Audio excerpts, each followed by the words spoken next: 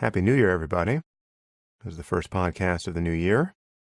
I'm getting over the first cold of the new year, the bane of the podcaster, so apologies for my voice. I'm excited about 2018. I have a lot in the works here. Should be a good year on the podcast. I have a bunch of live events where tickets are available only to supporters for a few more days, but they're going on sale to the general public by the end of the week. So if you are a supporter and you want tickets to an event and you don't have the code, email us at info@samharris.org and get that code before the doors open to everybody else. And that includes my book club event with Steve Pinker. I believe the Dolby Theater puts those tickets on sale to the general public on the 5th. So you've got a couple more days here. Just so there's no confusion, that the email address that my newsletter goes out on is contact@samharris.org. But if you're a supporter and you need help with anything, email us at info@samharris.org. You can put the contact address in your contacts if you want to be sure of getting my email. And again, email is the best way to be sure of hearing what's coming up. Briefly, here are the events that are on the calendar in the next quarter here. I've got Boston on the 11th with Rebecca Goldstein and Max Tegmark. DC on the 12th with David Frum and Andrew Sullivan. New York with Lawrence Krauss and Matt Dillahunty. That's been on the calendar for like 6 months. That's sold out, but I have others coming up with those guys. Philadelphia with Jana Levin and Maria Popova on the 14th of January. Chicago with Lawrence Krauss and Matt Dillahunty. I believe there are still tickets available for that, and that's February 10th. Denver on February 21st. I don't have a guest there yet. Portland on February 22nd. I believe in Portland I'll be speaking with the physicist Sean Carroll. Sean and I have sparred online a bit. We disagree fairly strongly about a few things, but he's written a big, interesting book called The Big Picture, and we will get into it in Portland. That should be fun. Sean is a great speaker. Then on February 23rd, I'm in Phoenix with Lawrence Krauss and Matt Dillahunty. There are certainly seats still available for that one. I think that's a 5,000-seat auditorium, so do come out for that if you're anywhere near Phoenix. Then I'm in Dallas on March 3rd. I don't know who my guest will be there. Then on March 5th, I'm in Austin with Michael Shermer. And on the 14th, I have my first book club event with Steve Pinker, live from the Dolby Theater in Hollywood. And once again, the plan is to live stream that book club event and future book club events for podcast supporters. And more information on that will be coming once we launch the new website, which should happen in the next 2 weeks. And I'll be adding more dates to the calendar for March and beyond. But one thing I should say is that some events might not be live podcasts. It's never clear to me who my guest will be in any given city when I pick that city. And it's totally conceivable for some smaller cities that I won't find the right guest. Because again, I have set the date before I have secured the guest. And there's also just the possibility that a guest will get sick or for one reason or another not be able to make it. So it occurred to me the other day, I could show up in a city and find myself in a theater with 2,000 of you without a podcast guest. So I've decided I need a backup plan. I'm now creating what I'm calling, for internal purposes, the secret talk. And this will be a talk that I continue to refine over 2018. The talk will not be released on the podcast, needless to say, but some of you will hear it when you come out to these events, in lieu of my having a conversation with a podcast guest. And this will be a talk where I bring together what is currently most on my mind, and then I will do a long Q&A after the talk. I think I'll release the Q&A as a part of an AMA episode. I'll take the best questions I get and put those on my AMA page. So, if I don't announce a podcast guest for any city, it is possible you will get the secret talk, and hopefully find that no less enjoyable. Okay, well, for this episode, the first of the new year, I am presenting the audio of my live event with Eric Weinstein and Ben Shapiro that we did in San Francisco a few weeks back. To say that this audio has been much anticipated really is an understatement. Ben has an enormous following online, and I have been hearing from all of you, mostly on social media and in comment threads. I really haven't been sitting on this audio for any other reason than I had many other podcasts in the queue, and I couldn't decently hold them for much longer. But the time has arrived. And I just have a few things to say by way of preamble. I introduced both of these guys on stage, so I don't need to do that here. Eric Weinstein, many of you know from a previous podcast. He's always great. Ben, as many of you know, is quite a polarizing and controversial figure. I got a fair amount of grief when I announced that we would be doing a podcast together. Also, a ton of enthusiasm from his fans. Needless to say, I can't take responsibility for everything Ben has said or written in the past. I'm certainly unaware of most of what he's said and written, but I'm aware of enough to know that he has, like many of us operating in this space on these topics, been unfairly maligned and demonized by his detractors.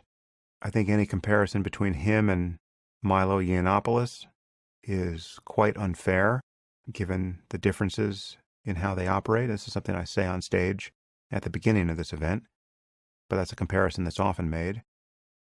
Ben and I disagree about some fundamental things here, and it was really, I found myself in a situation which I often find myself in on the podcast, where I have to play host and debate partner simultaneously. And I've begun to feel that there really is no perfect way to split that baby, and I certainly didn't do it perfectly here. More and more I try to err on the side of being the gracious host who is not going to let things get bogged down. But the scientist and philosopher in me who can't let a bad point stand invariably flirts with the ditch on the other side of the road. So you can decide whether I struck the right balance here. Ben and I disagree fundamentally about religion and its connection to human values. We disagree about free will. I tackled some of these points as they came up and let others go in the interest of not getting bogged down. But I think Ben and I did about as well as we could here where we disagreed, given the nature of the event. But you be the judge. I should say that despite our disagreements, the vibes with Ben were great. In the green room beforehand, afterwards, this was a very fun and collegial experience for everyone. And I'm very grateful for Eric and Ben's participation, as well as to all of you who came out for the event. We had a packed house at the Masonic in San Francisco, and from what I can tell, most of you had a lot of fun. So, without further delay, I give you the Waking Up Podcast, live from San Francisco, with Eric Weinstein and Ben Shapiro.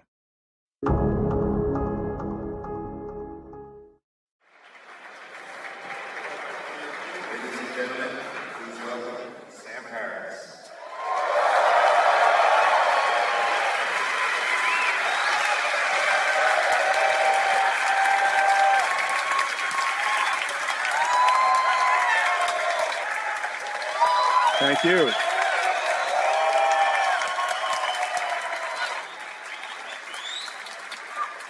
Okay, well, sorry for the late start. I'm going to jump right into it because we have a lot to talk about. I've got two guests tonight, and the first is a mathematician. He has a PhD from Harvard, and he has held research positions at Harvard and MIT and Hebrew University and Oxford. You may have heard him before on my podcast. He is one of the most interesting people I have ever met, and honestly, that's saying a lot. And he has, along with his brother, Brett, who I just did a podcast with last night in Seattle, he has become one of the most valuable defenders of free speech in our time. So please welcome Eric Weinstein.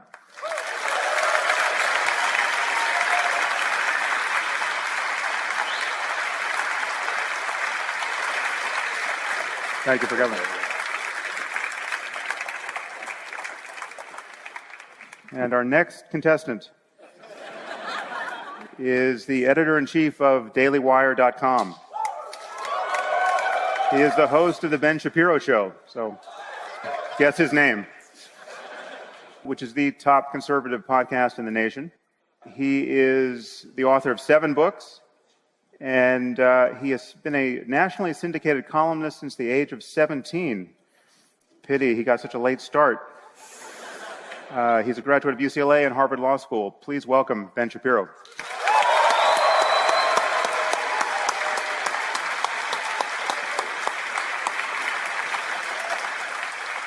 Thank you for coming.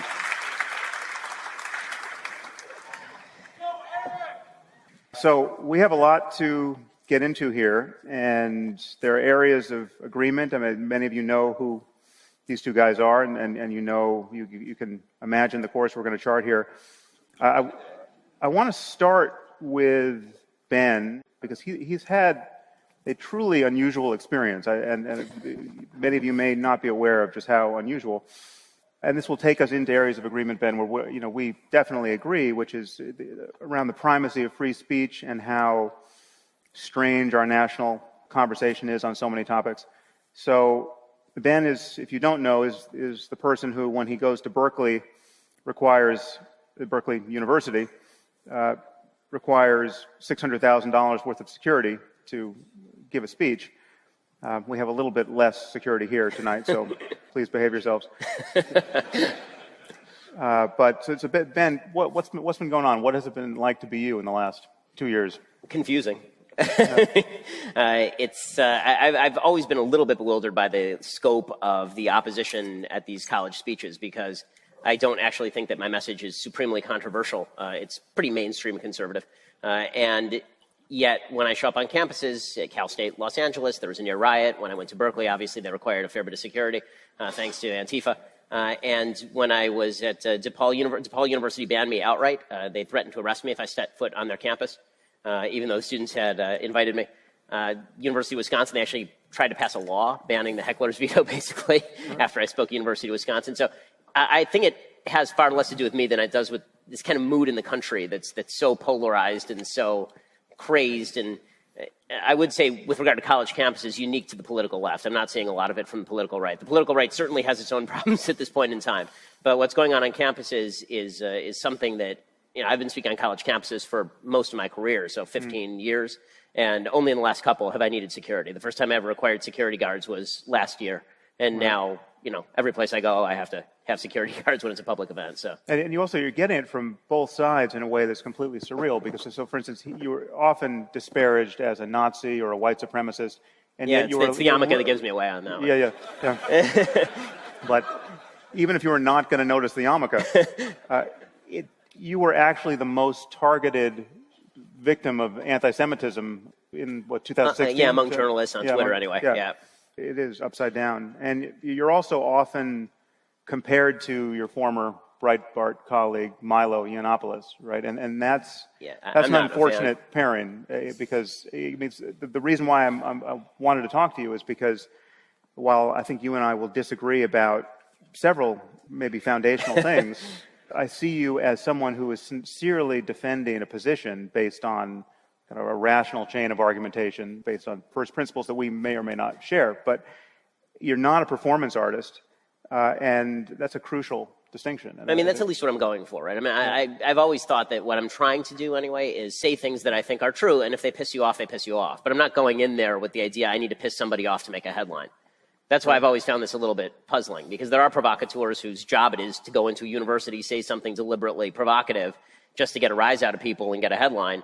And since that really is not my MO, I've been sort of puzzled, frankly, by the level of opposition. On all sides. It was a very weird year. I mean, last year was a weird year. I had the alt-right calling me a Black Lives Matter activist and Black Lives Matter calling me an alt-righter. So it was a unique time. 2016, we're still living in a parallel universe in which Marty McFly actually did not stop Biff from using the sports yearbook.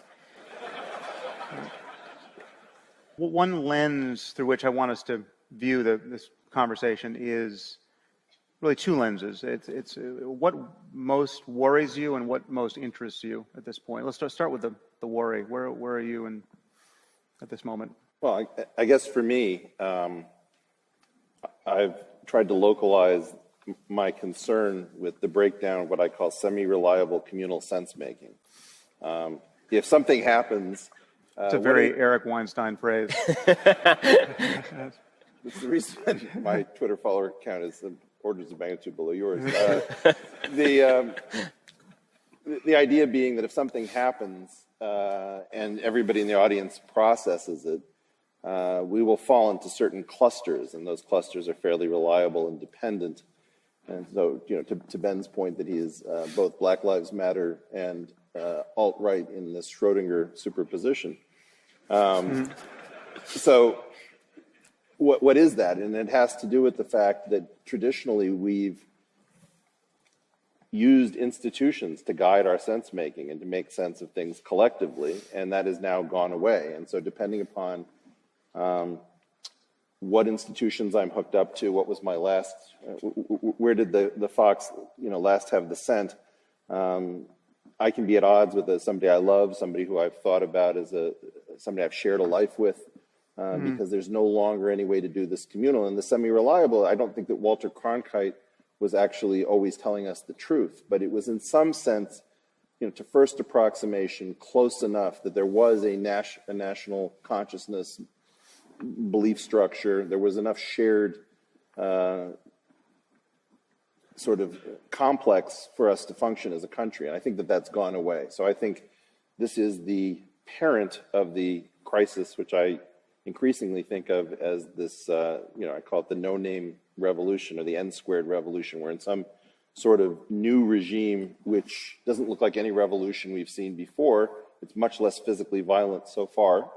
It's digitally extremely violent, and it has to do with the fact that we can't make sense of things communally at some semi-reliable level. And what are the ideas or sets of ideas that you think are most culpable for bringing us here? Well, it's tough. I think that what really happened, if we think about it historically, is that we had this beautiful period of fairly reliable, high, evenly distributed, technologically led growth after World War II, up until about, let's say, 1970. And we predicated all of our institutions on this expectation that this growth was some sort of normal thing that we could depend upon in the future. When it ran out, we were left with all of our institutions looking in some form or another like Ponzi schemes. And in order to keep running an institution that expected growth in a steady state condition, let's say, you need to change the narrative to create some sort of as-if growth story. So you start stealing from the future, you start stealing from groups that are too weak to defend their own economic interests so that certain slices can keep growing, even if the pie doesn't grow so well. There are certain areas that kept growing, like communications and computation. So there was some real growth, maybe fracking. But that in general, what we have is we have a bunch of institutions that used to be capable of honesty that had to develop narratives, and that the problem is we've had as-if growth across the spectrum for most of our adult lives, and that story, which is a fiction, ran out. You're not one of these anti-capitalists I've been hearing about, are you? You're the managing director of Teal Capital, so that wouldn't be good. If this gets out, I'm toast. So is that the, well... That's the genesis of it. So you actually think economics is the longest lever here that's influencing the machine? This breakdown of this failure of polite conversation to get us to converge on a meaningful worldview. Well, if you chase it all the way up the chain, markets are in some sense the continuation of natural and sexual selection by other means. And so what you have is that markets take over from... that sounds like a very creepy come-on line from an economist. The night is young. I don't know how to record. No, that's all right. Let me just acknowledge, I'm actually a bad podcast host. I see. So you're not with an expert here. You're a good sport. Yeah, I think that we don't realize that when we look out at the city, that nobody is telling people where to drive, what to do. It's sort of self-organized with markets being this kind of invisible fabric that keeps us together. And so, yeah, it's really important that when growth stops proceeding at the levels that it's expected, people can't form families in real time, so fertility is threatened. People can't plan for coupling and for a future.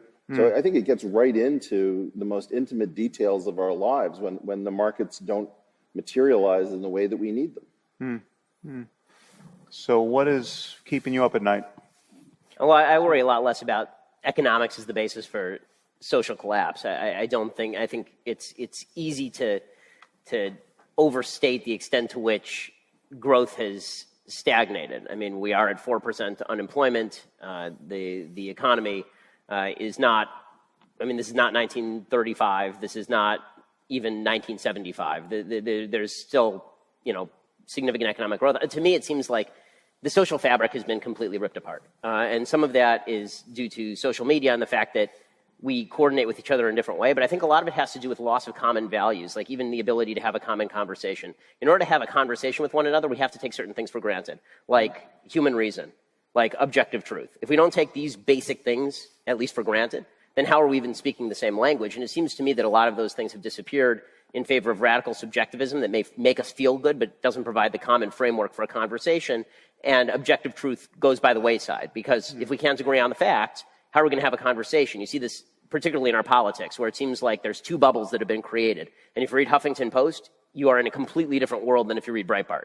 Right. And my mom actually first noticed this in 2012, because she said, I was working at Breitbart at the time, and she said, well, it looks like from Breitbart, Romney's definitely going to win. I was like, yeah, he's definitely going to win. And she said, and then all my friends at work read Huffington Post, and they say that Obama's definitely going to win.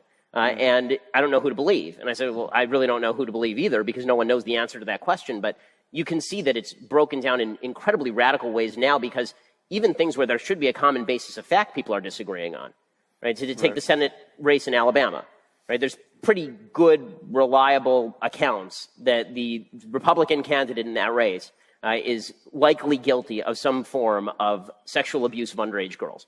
And a huge percentage of the Republican base, my party, my group, a huge percentage of them will outright deny that that's the case, because they'll say this is a witch hunt, people are out to get Roy Moore, it's a conspiratorial attack on Roy Moore. So that's one example from the right. Then on the left, you'll have examples where you will say things that are biologically true. Take a controversial example, like there is a male sex and there is a female sex. And if you say that, then people will lose their minds because you're somehow insulting their subjectivity. And when you do that, it's hard to have a conversation, because people will change the terms they're using. They'll change the frame of reference they're using.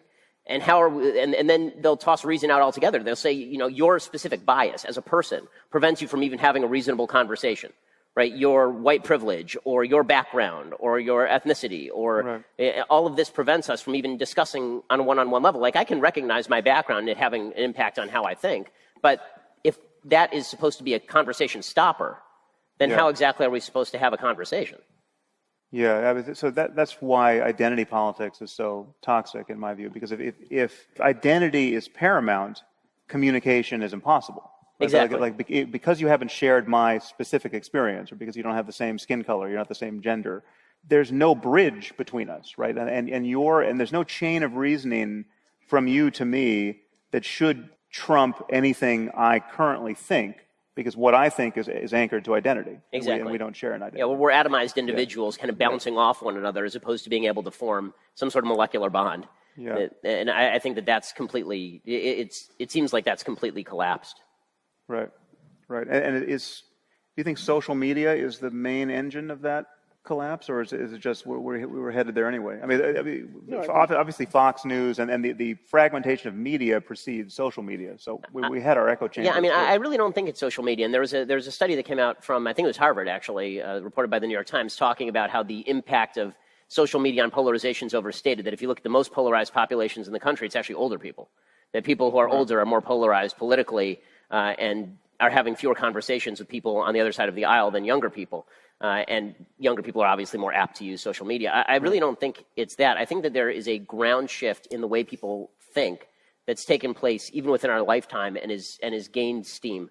And as I say, even basic concepts like reason are being thrown out in favor of a philosophy of feeling, because maybe it does come down to lack of success for people. Maybe people do feel that they can't succeed in other ways, and so the way that they feel fulfilled, the way that they feel whatever need they have for fulfillment is by wallowing in themselves. You know, if I can't find fulfillment in the outer world, then I will look inside me and I will look at what makes me special. And we've all been taught that we're special by Barney. And therefore, since we are all special, then you saying anything that disagrees with me is taking away my specialness. And that can't be infringed upon. You can actually try to look at the history of these ideas. Like, for example, you mentioned white privilege. And I, at some point, tried to track it down, and there's some 2-page, it's not even an academic paper, so unpacking the knapsack in the late 80s coming out of Wellesley. Or, you know, intersectionality comes out of apparently UCLA Law School. A lot of these ideas actually began as kind of minor, interesting ideas, heuristics, that couldn't support an entire epistemology. And what happened was that you had some sort of vaguely approximate concepts that got pushed so far beyond their domain of applicability that they led to a kind of madness when they became sort of the substrate for thought. You can't really have conversations where, you know, white privilege is a barrier. If Ben has a drinking problem and I have a gambling problem, we may not be able to understand each other's addictions directly, but if I think about Ben's problem in terms... I asked you not to talk about that publicly. Step one, admit that you've got a problem.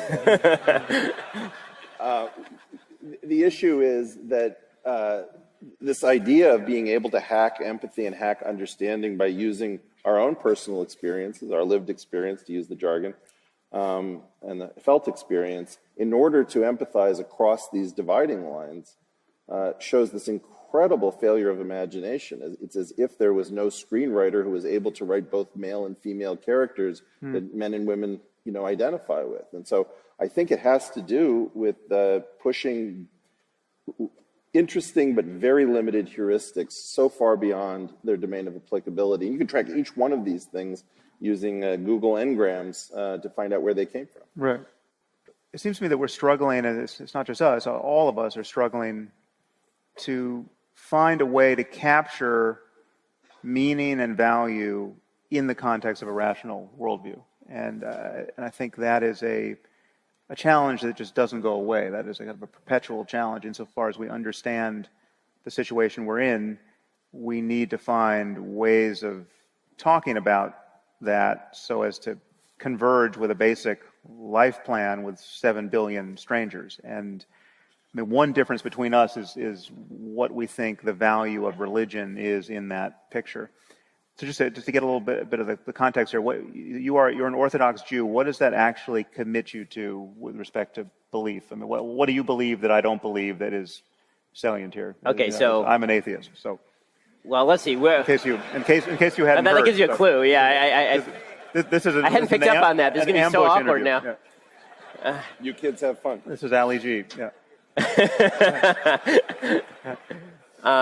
Well, I mean, I believe in a creator of the universe. I believe that he set certain guidelines for human behavior, that he cares what happens to us.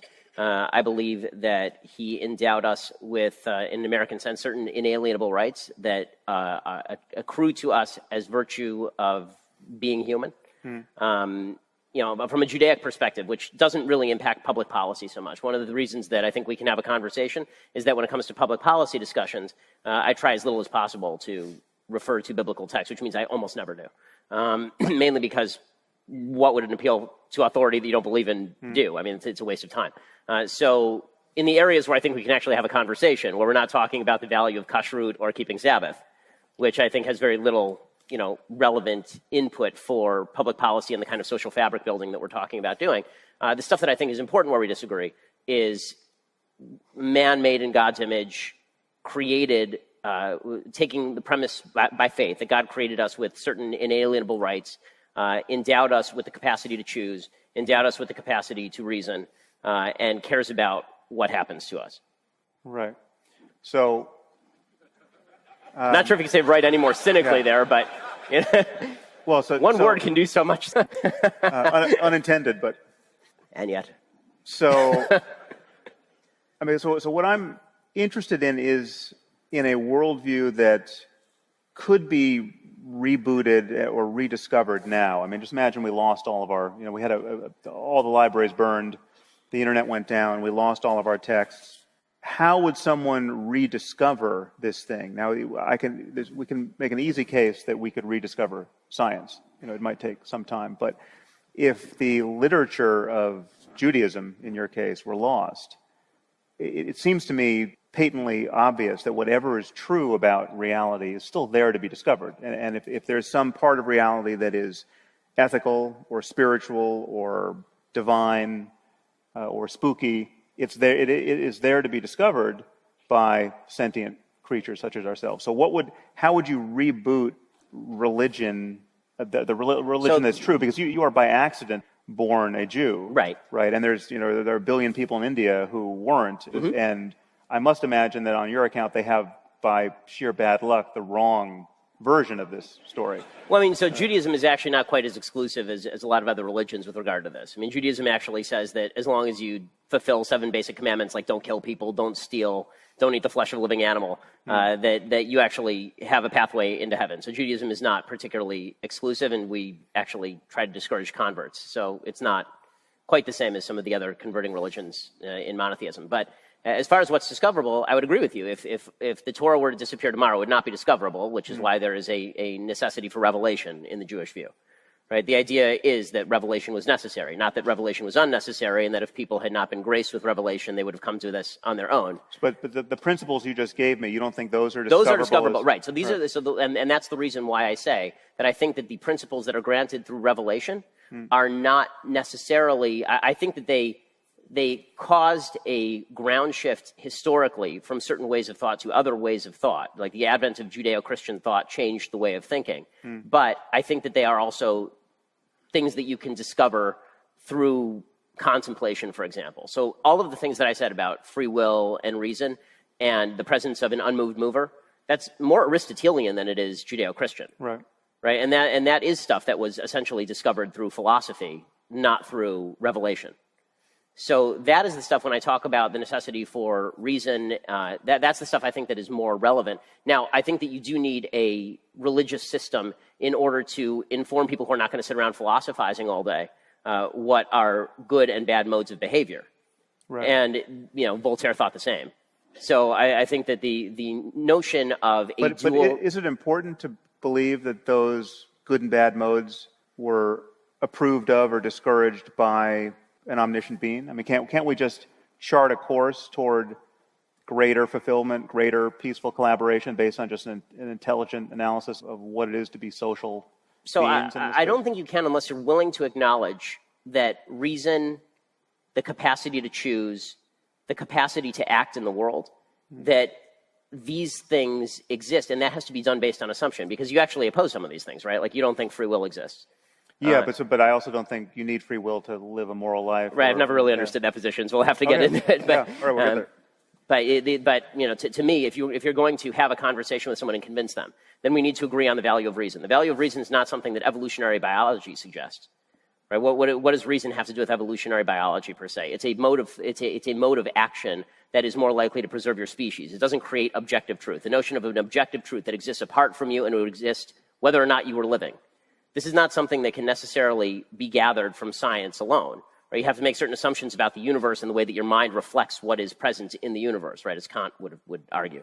Well, it's true that an evolutionary perspective on ourselves suggests that we have not evolved to know reality perfectly. I mean, if you believe that we are apes that have been selected for, and all of our cognitive architecture is built by virtue of its adaptive advantage in evolutionary terms, yes, it's hard to believe that we are perfectly designed to do mathematics or anything else that is truth. But you do feel that we can still gather objective truth. But that even that picture suggests a wider context of minds more powerful than our own that could have evolved, or our own future minds. I mean, there's no... why would you appeal to minds that have not yet evolved, or future minds, as opposed to just a creator who put us here with certain capacities? Well, no, because that I would argue we don't have any evidence for. What we do have evidence for is that we're here. We understand a lot about the mechanism that is operating now that got us here and that is causing us to be the way we are. We can see our relationship to other life forms. We know that we can look at chimps that share 99% of our DNA, and they obviously share a lot of the evolved precursors of our own social and cognitive architecture, but they have no idea what we're up to, right? So they're cognitively closed to most of what we're doing and most of what we care about. And by analogy, we know that we could be cognitively closed to what we might be capable of in 1,000 years now. I mean, that our sense of what engagement with the cosmos I know, but promises. But I guess the argument is if you're arguing that we're cognitively close to certain things, then why are you arguing which specific things we are cognitively close to? No, I'm just saying that once you admit it's possible to not know what you're missing, factually, ethically, spiritually. I mean, just in any domain of inquiry, it's possible to come up against a horizon line where the known meets the unknown. You sound kind of religious here. Well, you wouldn't be the first to say it, but it's clearly possible not to know what you're missing. And if you kill, I agree. You should come with me to synagogue. If you kill the 100, I tried that already. Yeah. But I mean, if you kill the 100 smartest mathematicians on Earth right now, you would, Eric, you're in trouble. You would close the door to certain conversations, maybe for 200 years. I mean, right. You don't. But so, again, by analogy, it would be just sheer hubris to think that the 7 billion of us who are currently here, collectively or any one individually, have pushed the human conversation to the limit of what's rationally apprehendable about the universe. So we know there's more out there in every sense. So what you're imagining is that not every sense, right? Well, no, in every sense that, I mean, this is why from really, I'm going to have you over for Sabbath. Yeah, no, but from the atheist perspective, or from the perspective of not being convinced of any religion, this is what's so limiting about this notion of revelation, because what you have, you're anchoring a worldview to a book that we just know by the time of its composition and by its actual contents can't subsume the larger worldview that we're gathering every day. So you're arguing past me a little bit, right? Because the argument that I was making was based on an Aristotelian philosophical view of an unmoved mover and certain properties that we have to have as human beings in order to create a civilization. And you're arguing back to Revelation, which I freely admitted that if Revelation were to be destroyed tomorrow, I could not recreate the Torah from memory. Right? Well, no, it's not a matter of not being able to recreate it. It's just what is its importance apart from being one among millions of books that have inspired people to. Well, I mean, the importance of Judeo-Christian revelation in our particular context is it is the creator of the entire chain of events, or it is at least the progenitor, along with Greek thought largely, of an entire chain of events and thought that lead to the establishment of the modern science that you rely upon. But that's a set of historical contingencies that are. But they're not coincidences. They are contingencies. Well, no, but there was no one else. I mean, my argument here is that you could also say that virtually everything that has been accomplished in human history was accomplished by people who didn't know a damn thing about biology, right? Like there was no one else to do the job. Every bridge that was built, that's true. Every beautiful building that was built by somebody who knew nothing about DNA. Right? Okay. But that's not an argument that ignorance of molecular biology is a good thing, or that it should be maintained. And I'm not arguing that ignorance is a positive. What I'm arguing is that. Well, no, but I would say that any kind of religious sectarianism is a species of ignorance now that we should be. I mean, that's outgrowing. That's again an assumption that you're making based on premises that I don't necessarily agree with. But on your account, the Hindus have to have it wrong. I mean, they're worshiping an elephant-headed god and a monkey god, and I do think I don't think everybody is right.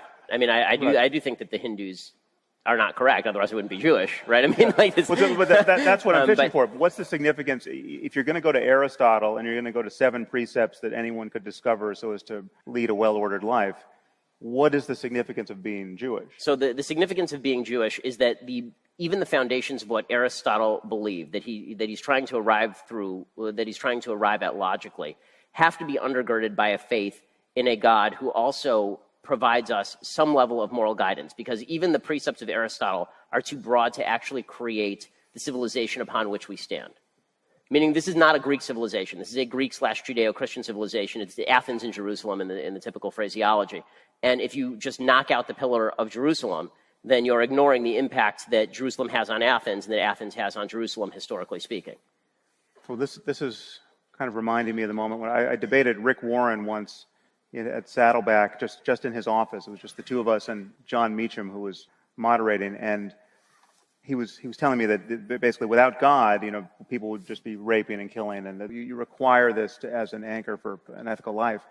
And he even said of himself, I mean, I don't believe this when anyone says this, but this is sort of the bluff that never gets called. He said of himself that if he didn't believe there was a hell, he would be raping and killing. And I don't agree with that. Right. That's actually not right. Something that I fully agree with. But I do agree with the idea that without I'm glad to hear that.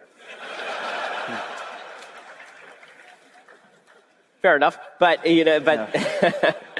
but what I do believe is that a scientific materialist worldview cannot construct a moral system because is has nothing to do with ought.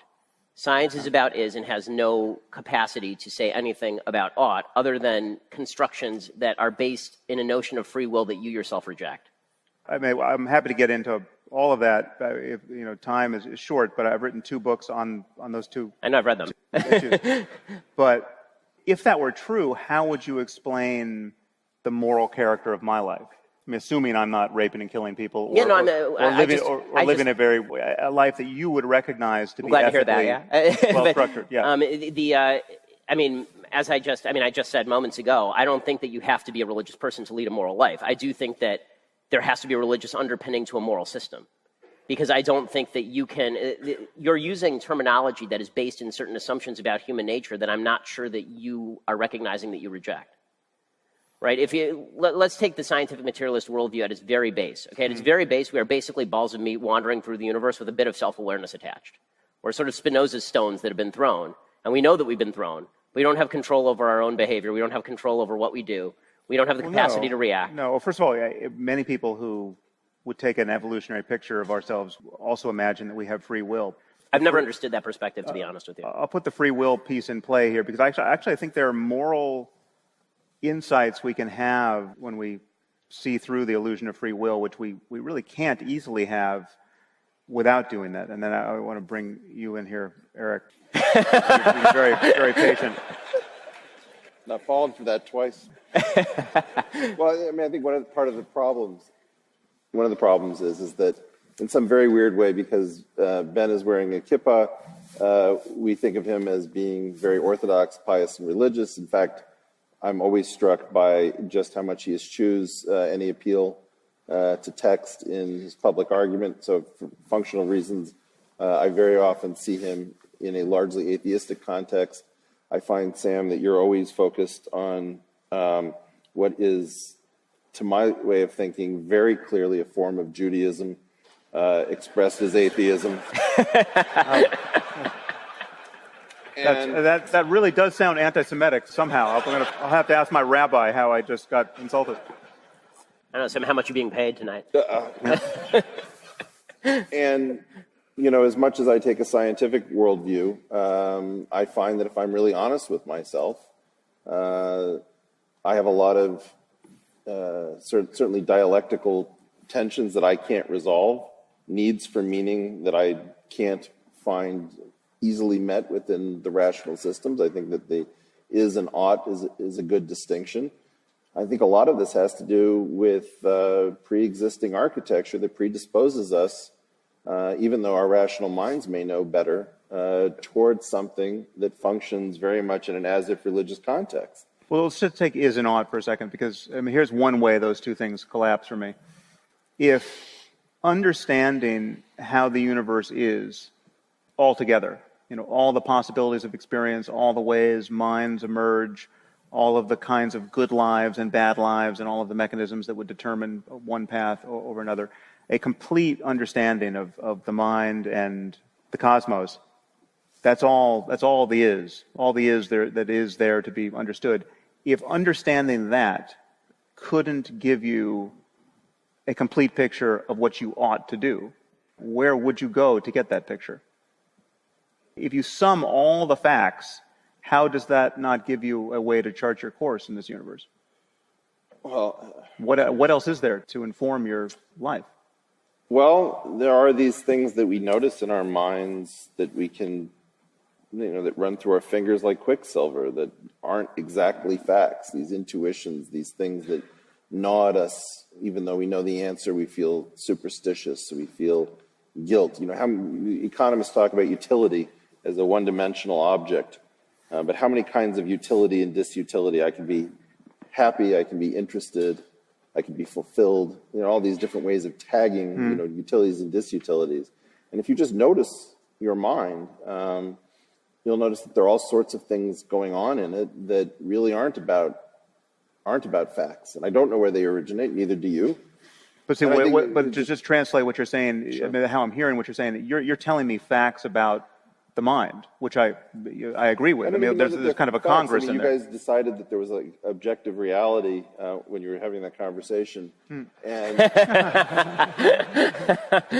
I suppose that there's probably objective reality, but I think that a lot of what goes on is that we've been in the shallow end of science, where more or less, me and let's say this gentleman over here share enough that we can probably agree that the square root of 2 is provably irrational. I believe that that's probably an objective fact, but I don't believe proof checking is objective, because we have things like the Amabi problem that sit in the literature for years, and we think it's proved, but it turns out we didn't have the right proof. So we have situations in which we've been picking low-hanging, easy fruit to console ourselves that we can all get at the objective reality. We've all seen optical illusions where, some color is exactly the same wavelength, but it looks two different ways because of the surroundings. Okay, but so that's a great example. Let's linger there for a second. So again, we thought we knew what we were talking about, and then we find out at a deeper level that we didn't, and then we think we know what we're talking about again, and then it can reverse again. But that move to the deeper level is more facts. It's more context. It's more objectivity. Right, but we already agreed on something that turned out not to be true as objective fact. And then, so the point is that I'm not entirely sure in any of these. Like, if I take this irrationality of the square root of 2, there's a concept called not worth worrying about. Well, that does a lot of work. It's just not worth worrying about whether or not somebody's going to find a mistake in that proof, because it's so short. When it comes to something like the ABC conjecture, it's been going on for how many years? We still haven't, gotten our arms around it. We're now not in the shallow end quite so much. And so my concern is that it doesn't do a lot of damage to say we can prove that the square root of 2 is irrational and that that's an objective fact, up until you start trying to extend that, to more and more complicated proofs. And then it actually matters that the original concept was the outside proof may exist, but proof checking isn't objective, and therefore we may never exactly know, but there are things that aren't worth worrying about, and we call them objective fact for convenience. Sorry. All right, so let me make an objective, what I think is an objective claim of fact that I think has moral, that you won't agree with, Ben, that I think has moral consequence that we should grapple with. So it connects to a very real world issue like wealth inequality, right? So wealth inequality is a problem if you think it's a problem, or it's inevitable if you think it's inevitable, but I think everyone would agree that some level of wealth inequality would be intolerable and that we would want to correct for it. But wealth inequality is just one kind of inequality. There's every other kind of inequality. And there's this fact that none of us, and this goes to the free will issue. So what we imagine is that people, they have a certain inheritance. They have their genes. They have their environments. You didn't pick the fact that you weren't born yesterday in Syria. You were born in a stable society when you were born. We can't truly own all of our advantages. We didn't make ourselves. But most people feel that there's something like a ghost in the machine that has free will that can make the best of even a bad situation. Now, I think you probably agree that some situations are so bad that the deck can be so stacked against you that it's just life is unfair. Here are claims about you that I think are true and have kind of should be morally salient. You didn't make yourself. You didn't determine anything about yourself that you would use as an exercise of your own free will. So you're very intelligent, you're very literate, you're very interested in things that get you ahead in all the ways you've gotten yourself ahead. You didn't create that about yourself, right? And obviously there's a genetic component to that, there's an environmental component to that, maybe there's just, cosmic ray bombardment that can help or hurt. Who knows what influences are there, but none of that is something that you have authored. And that's true of everyone in the room. You have exactly the disposition you have, the effort you have. If you wake up tomorrow morning with twice the capacity for effort and grit that you had yesterday, you won't know where that came from. If it comes from a book you read, you can't determine the fact that the book had precisely the influence it had and not a little bit less or a little bit more. You are part of a system of influences. And so this is a picture, in my view, that just makes a mockery of the notion of free will. Right, it goes down to the smallest possible case of my getting to the end of the sentence. Right, it's just like if I have a stroke now, well then sorry I can't do it, but I didn't, and I didn't choose that either. So now that I think taking that on board does not rob us of morality. I think because we still have a preference between an excruciating plunge into civil war and needless misery, and building a viable global civilization where the maximum number of people thrive. So you're using a lot of active verbs for a person who is a product active of environment and genetics. Well, but it's all happening. Like if I were, we can build robots that act, right? And I'm moving my hands now, but I honestly don't know how. But is the robot moving the hands? Or, I mean, but the point that I'm making is when you say we can discern, we can build, we can create, we can decide. But it's exactly like you speaking now. You don't know how you follow the rules of English grammar. I'm not arguing that you can't make a convincing case that I don't have free will. I'm arguing that you can't make a convincing case you can build a civilization on lack of free will. Take this case. The moral relevance of this, and Eric, I'd be interested to know if you agree with this. It seems to me that once you admit you either won the lottery or you didn't on some level, that conveys a kind of ethical commitment or an ethical obligation that you wouldn't otherwise have. You can't be the person who then says everyone just basically you're on your own. You either make it based on your effort or not. I mean, this goes to questions of should we have universal health care? It's not just an economic answer. You're going directly from is to ought with no stop on the train at all. Well, it's just for literally decades. There were very wealthy and very sophisticated countries that took the premises that you are building upon and built some of the most repressive regimes in history. Well, right? But they had other things going on. They had bad ideas of economics. I agree. They had personality cults. I agree with all of that. Right. But the point that I'm making is that you are making definitive statements about value judgments with reference to a naturally selected interaction of biology and environment. I just don't know how you're getting from one to the other. Owning the truth of biology does do robots have morality is what I'm asking you. Well, they certainly would if we built them to have conscious states that could allow for suffering and well-being. I mean, that's coming. We're going to have to ask that question. So then we can be God, but God can't make us those kind of robots, is the argument? Well, no, but should we maybe try taking the fun out of this? I thought I was trying. So, one possibility is that there's like a layer cake, and at the bottom you've got, quantum field theory, and then you get organic chemistry, and you build this thing up, and you've got natural and sexual selection, and then you get systems of morality riding on top of this, and there's some sort of weird category error between the layers of this cake. So it may be that if you can get rid of quantum indeterminacy, that you have effectively Laplacian determinism, and everything is a product of initial conditions, and that takes place at the lowest level, but there's no morality at the level of exciting fields and electrons and quarks. So you don't pair that observable, which is like that quark is being unethical right now, with some behavior which affected whether some synapse fired. So that morality thing has to do with this very high up layer, which is some sort of social organization, which is not fundamental. And so what I hear us doing is talking about free will down here, and talking about morality up here. And one of the lessons of physics is that you every layer of the cake has... Well, it has its own language game associated with it. And Yes, we call those observables, right? Yeah. And so those observables are paired with what we might call effective theories, right?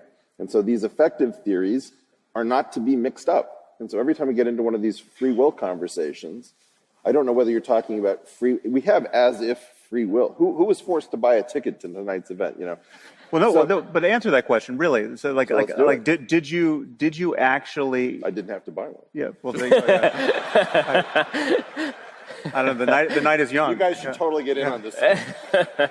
But the point is that I'm perfectly happy with the idea that I have as if free will at the top of the layer cake, and if we can get rid of quantum observation and get back to Laplacian determinism at some higher level, that I have no free will. But it's as if free will only because you actually are not aware of the proximate cause of your action in each moment. I mean, if I look at a chaotic pendulum over at the Exploratorium, it may have a very clear path that's determined through Newtonian mechanics, but I'm not smart enough to figure it out. So effectively, I'm super surprised. I just sit there like an idiot, twirling it, thinking, "Oh wow, I didn't think it was going to do that." You know, even though I know the physics, right? So the point is that if I try to compute something that's much larger than I am, my computer can't handle that much larger system. So you know, this is why sort of self-reflection leads to madness very often. And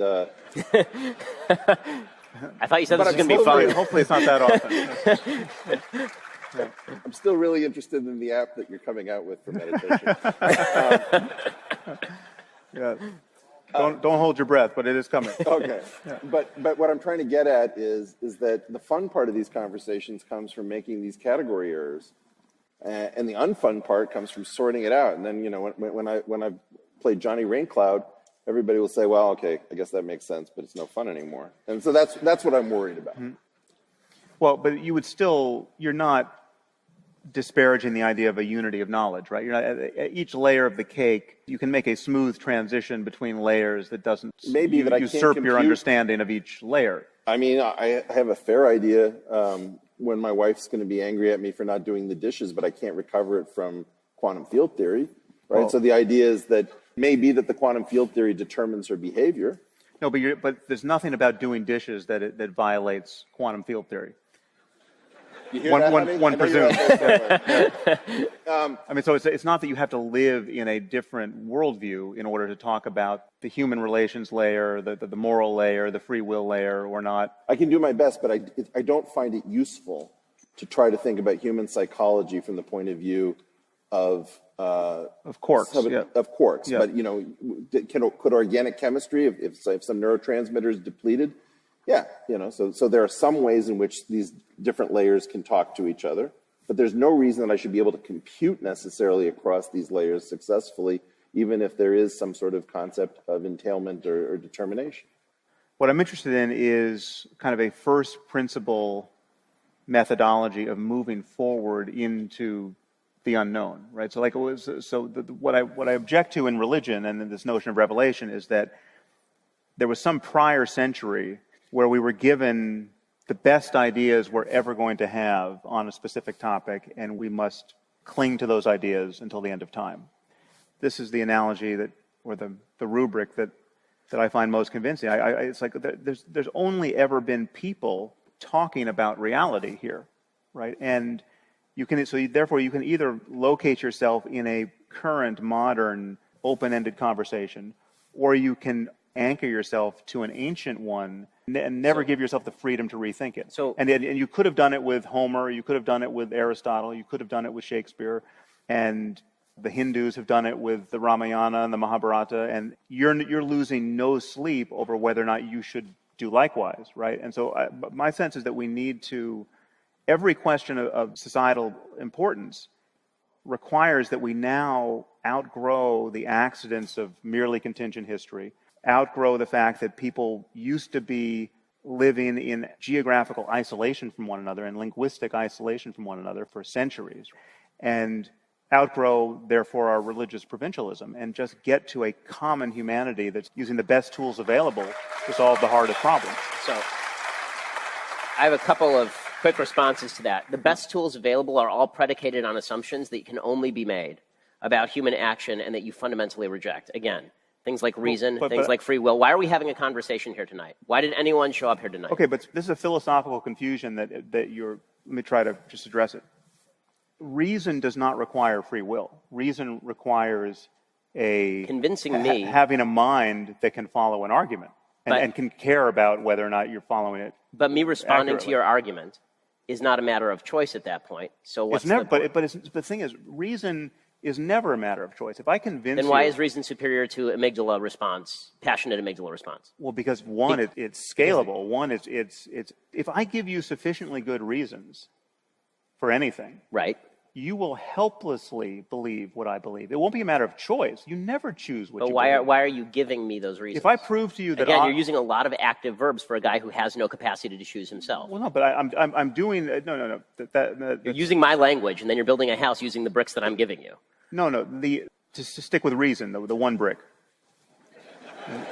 Reason is a mode of influence whereby if you see the syllogism actually runs through, right? Or to speak of reason even more broadly, if I give you a set of facts that persuade you of something that before this moment you were unaware of or thought was untrue, you will helplessly take that on board if you're reasoning, right? So if I show you that 2 plus 2 makes 4 and you can't see it any other way even though you wish it made 5, you will helplessly believe that 2 plus 2 makes 4. You don't choose it. You never choose it. Well, it's the prototypical instance. Given our current situation, I would argue that a lot of people choose not to believe that 2 plus 2 equals 4. Well, yeah, but that's a failure of rationality. I agree. But you're not making a moral case for rationality. You're making an effective case for rationality. I'm making a case that rationality is the quintessential moment where free will is not in evidence. If I show you, and then I'm asking you, why do you care? No, but that's changing the subject. Let's just take this one brick. No, that was always my subject. But you're saying you can't have reason without free will, or the reason presupposes. No. What I'm saying is that you cannot have reason without making an assumption about the function of the human mind that is not evidenced by evolutionary biology or science. No. Reason maps on. Well, Eric, help me here, but. Reason, in my view, reason maps onto reality. I mean, there's a fit between. It's not a perfect fit. I mean, hence our predicament. But what I'm asking is why you think the firing of certain neurons is more morally appropriate than the firing of other neurons. Sorry, I would be happy to get to that, but let me just stick with reason for a second. Reason maps onto reality. That's why it is reason. Like just arithmetic. If I take 2 objects, I have 2 oranges here, and I hide them, and I add 2 more, right? You're in order to form any rational expectation of what's now behind the chair, you're doing arithmetic, right? That's just reasoning about objects. It's not the fact that is so reliably. But you're making here's the problem, I think, in the disconnect we're having. I'm not arguing that you don't agree reason exists.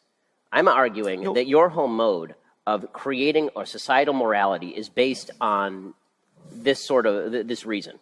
And you're making a moral argument that reason is superior to any other method of eliciting a response. The way that you are talking about reason is that reason is basically a key, and you stick it in the lock of my thinking, and suddenly the door opens. Why is that? So I'm asking you, there are many ways to open that door, including using a battering ram, which has been the preferred method of most governments over history. You need to make an argument to me why it is more moral. How are you getting to the ought of reason without any appeal to a morality that exists beyond you?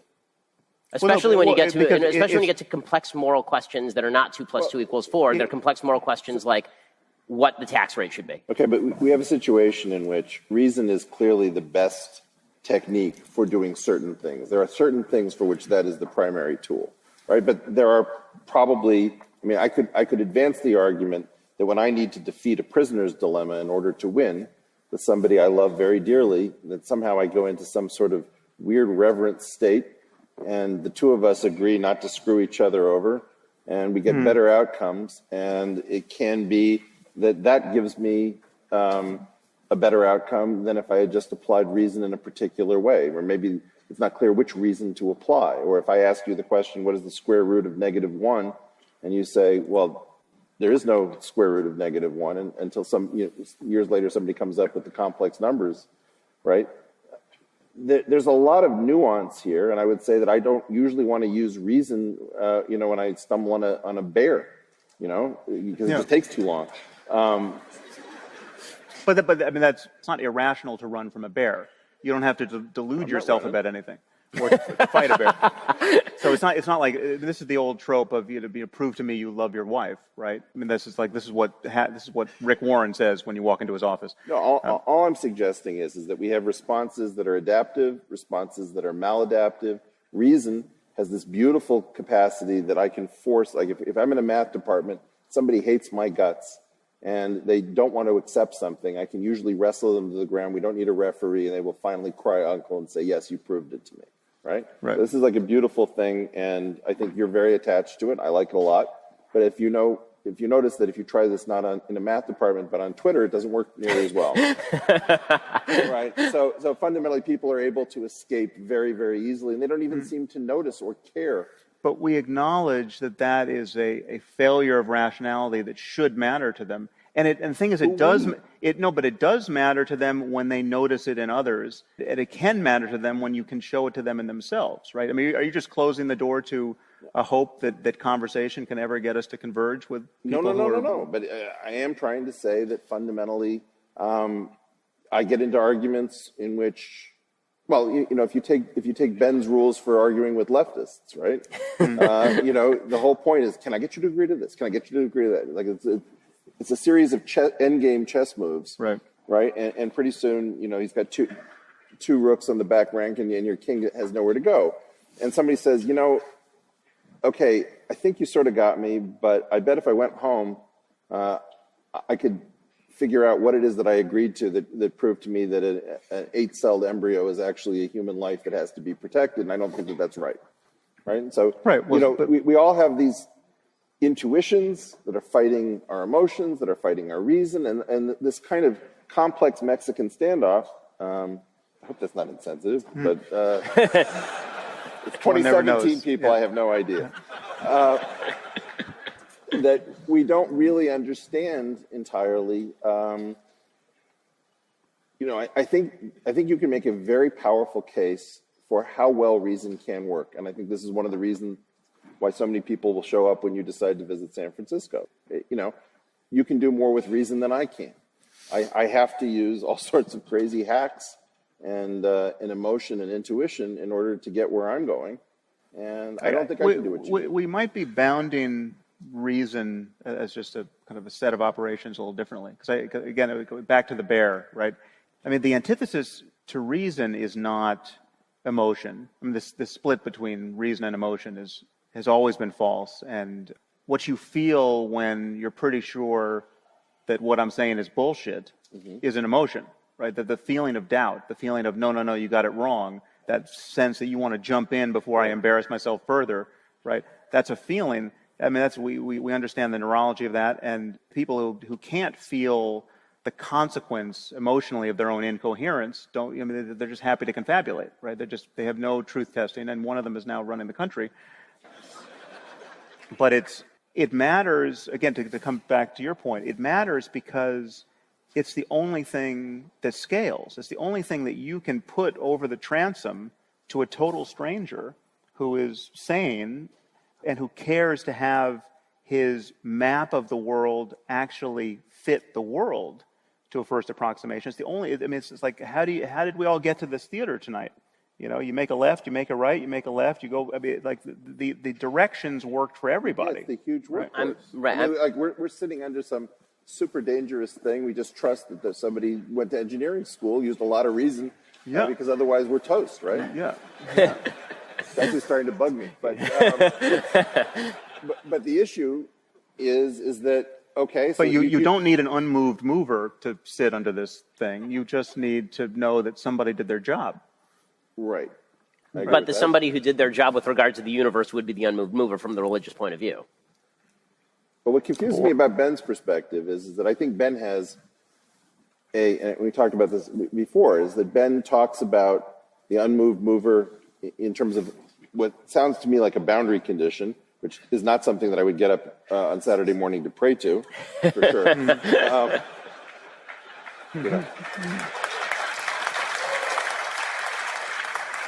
But then I think Ben has this much more personal God that accepts petitions and gives instructions that he's much more reluctant to talk about in the same terms, because he absolutely wants to play nice with us who are not possessed of as much belief. And so I don't know Ben well enough to know how we get from Ben 1 to Ben 2, which I think would be very interesting. But I think that, in part, what you and I come out of is this, let's be honest about it, Orthodox Jewish tradition that converts very nicely for periods of time into this. I can't bring myself to believe all this stuff in the 5 books of Moses, so I'll embrace social justice, morality, and a lot of philosophizing using these same techniques that were used in my great-grandfather's shul. Right, but again, the primacy of reason and the promise of it is that it's the only thing that stands a chance here of being universal in even a way that's beyond humanity, right? I mean, this whatever we're calling reason ultimately is going to be inscribed in the future machines. Okay, I think if again, you look at Kerala, right? And you have the school of astronomy that came up with infinite series and almost got to the calculus before Newton and Leibniz. And what were they? They were doing it in religious verse in India, where they practiced that wrong religion, right? And so, that wrong religion was also coming up with unbelievable stuff. And I think what it really has to do with is there is some set of hooks that have to be hooked in the human mind that have something to do with religion or morality or some kind of social construction, so that we don't spend our time, coveting our neighbors' oxen or wives or what have you, and almost wives plural. Yeah. And it's coveting your neighbor's ass, but that's reserved for Congress. But what we keep doing is we keep finding this. There is some sort of conserved Platonic or prototypical religion that each of our religions are some sort of, particular instantiation of. And I think that what's tough is that once you get to the point where you actually, swim back up and you say, I really have no idea why I believed that original thing.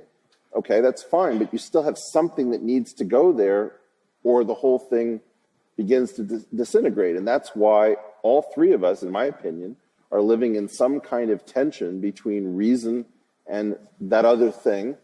And it's hard to talk about that other thing because it doesn't lend itself to the language of reason. But, this is where I still get confused.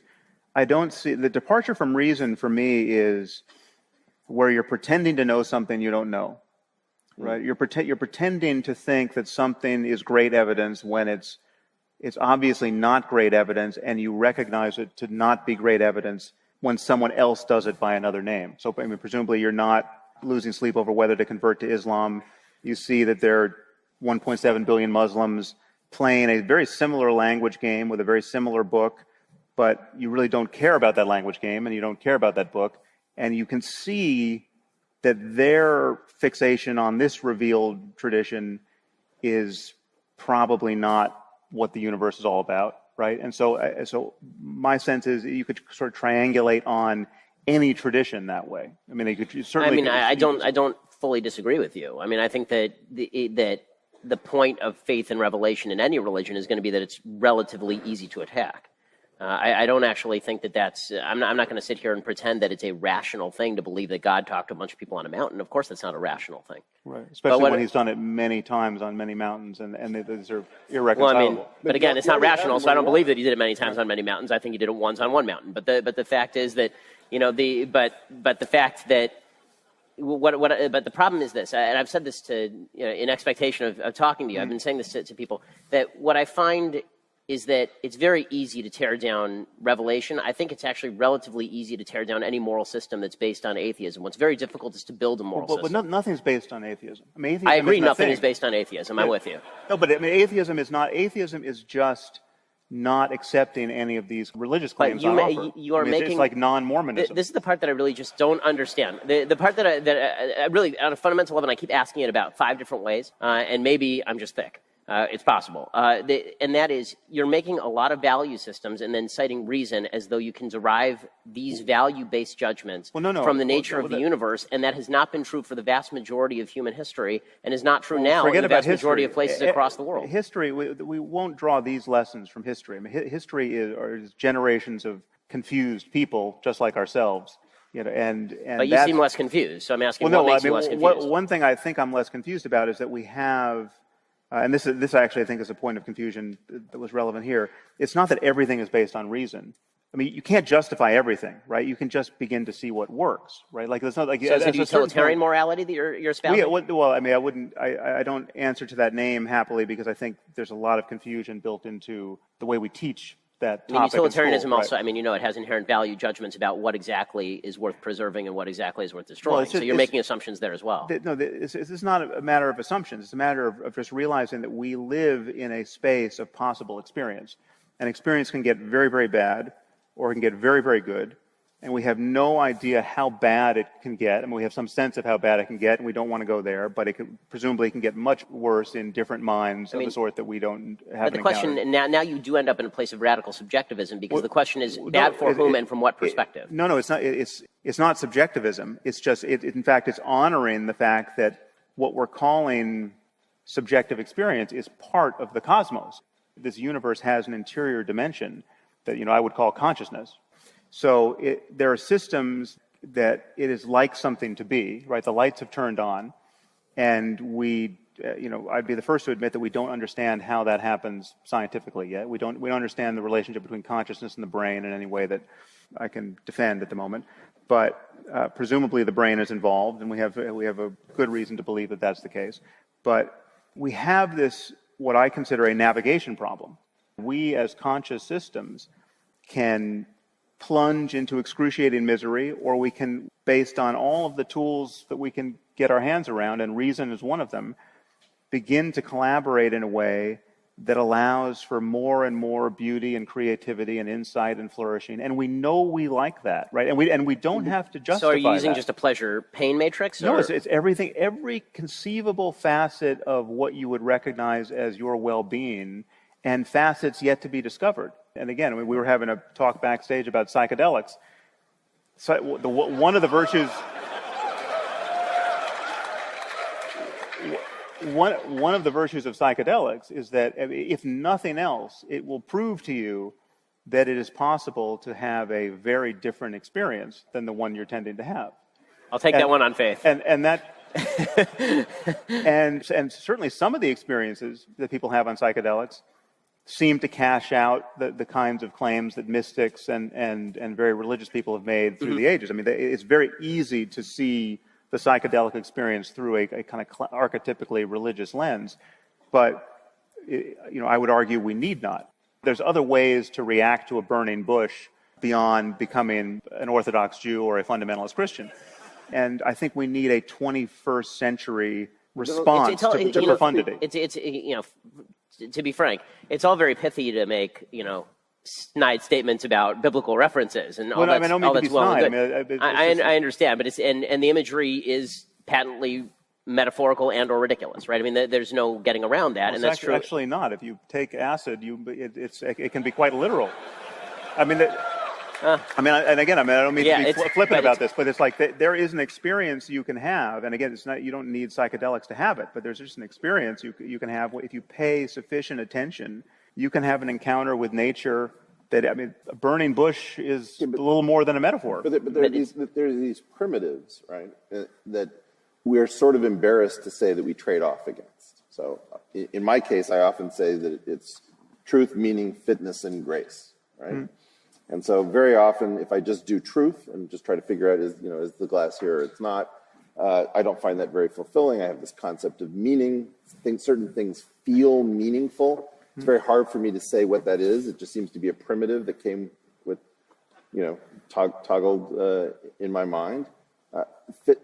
Fitness, if what you're doing isn't successful, your lineage doesn't get to keep playing.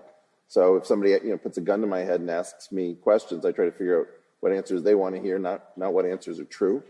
And grace is this weird quality where if I had to take issue with Ben when he talks about, somebody insisting that they use gender pronouns that don't match genotype and phenotype, my feeling is that it's not a violation of truth. It's a violation of grace. I extend it as a courtesy temporarily before somebody takes it someplace where I have to retract it. That's a small difference. And so, fundamentally, when I brought that up on your podcast, there's like all of these people on Reddit were like, okay, he's just admitting that he's not about truth, and it's this, you get into this truth mania without recognizing that you trade off against truth. We all do. Well, no, so again, this is a place where either I don't totally take your point or I disagree, but what I think you want is for those things to cohere in a way that doesn't violate truth, right? So that way you don't have to lie to yourself to get the grace and the fitness and the... I lie to myself. So do these people, and so do you. Is that the only way to get the meaning and the grace that you want? And I would say that's not the case. I mean, so meaning can become uncoupled from truth in a way that you would acknowledge is synonymous with madness, right? If you find meaning in things that no one else can recognize as meaningful, and you talk too much about it, you're the person who gets locked up. I practice this, right? So when my son and I drive to school, I always tell him that I look at the license plates and they say things to me like, there's WMD right in front of me. It's like, I found WMD, or I found his name the other day. And he says, like, Dad, this is really creeping me out. And I say, well, but it's important to notice what it feels like to discern meaning where there is no meaning. It's important to be in touch with that as if madness experience in order to guard against madness. So I think that I am open, for example, to suspending my insistence on truth for periods of time. When I give the example of, square root of -1, whoever figured out the complex numbers probably started saying, there's no solution. Okay, what if something? I don't even know what it is. And you're groping around in the dark, and the hand waving comes out, and you start lying about things. And then you can find them, right? And so you sort of take an advance on the truth, and you go into these other spaces, and then hopefully, if you're lucky, you get to higher ground, and you can start talking about truth all over again. Yeah, but that's a kind of happy spiral, which is not the same thing as delusion, or it's not sustained delusion. I mean, it's not sustained delusion. Basically, you want to say you want to perturb your consciousness in ways so as to depart from rigor, so that you can get back to rigor a better. Right, but it is delusion for a period of time, as per your acid trip, right? And I did have an acid trip where I was not planning to confess my psychedelic misadventures, but it seems apropos, and this story will prevent Ben from ever trying acid. This is a perfect example of meaning and awe and everything else, all the good stuff, becoming uncoupled from its appropriate object. I was on acid, needless to say, and staring at a photograph. I was staring at a human face that I was taking to be just the most kind of radiant exemplar of sainthood I had ever seen. President Trump. And I'm almost as inappropriate. And I'm staring at this thing and having, the beatific vision in the eyes of another. And, if anyone has ever taken acid and looked at a photograph, you know that this of a person, you know what I mean. But I was staring in awe for an eternity. And then when I came down to the point where I could recognize who I was staring at, it was a cover of TV Guide with Dick Van Dyke looking completely maniacal. So yes, I mean you can have the beatific vision in a puddle of Coke on the sidewalk. Yeah. And And for some reason, you've never let go of Bye Bye Birdie. Yeah. I'm worried we're going to have a sixth book of Moses before long. But the issue is, I think the struggle is to get the most meaningful moments personally, and the most useful ways of thinking personally and collectively, to align in such a way that we can. I mean, the only way to play a language game successfully with other people is to not have it be the cover of TV Guide and Dick Van Dyke, and have it be something that is an appropriate object of everyone else's attention, so that you can communicate your experience of meaning. I mean, that's the challenge of remaining sane and collaborating with others. Well, there's one sane person in a room of 2,000. Well, listen, I think we need the wisdom and sanity of the crowd at this moment. So we are going to now just immediately open it up to questions from you all. We've raised a few topics here.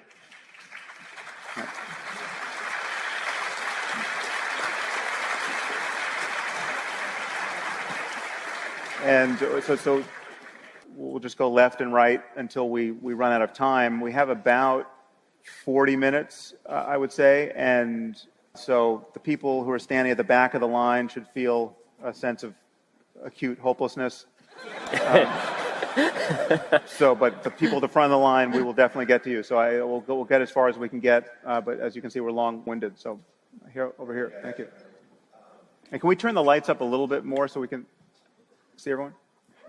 When we talk about radical subjectivism, the first thing that I thought of is religion seems radically subjective to everyone's interpretation of particular scripture and what they believe. And my question, from what we're going to talk about, I would like you guys to talk about religious liberty. I know that that's important to you, and other religions have a few times. And I just don't really see the echo of it. And where did it seem to me what did a different religion? Anyone would have an interpretation. And I mean that in terms of like that Singapore, like discrimination. So where is it and where do we go?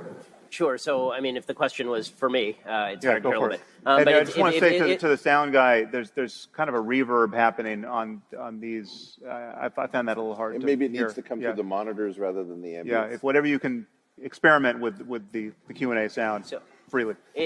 So the question, I think, was about the Masterpiece Cake Shop case that's before the Supreme Court currently. And basically, you know, if the question is, what are you allowed to do as a religious person? I don't actually view the Masterpiece Cake Shop case as a religious liberty case. I view it as a First Amendment case. And what I mean by that is that my view of your freedom of religion is the same as my view of anyone's behavior in the United States, which is I get to wave my arm around until I hit you in the face, right? This is the way the government ought to work, that you don't get to make demands on my time or on my labor because that is tyranny.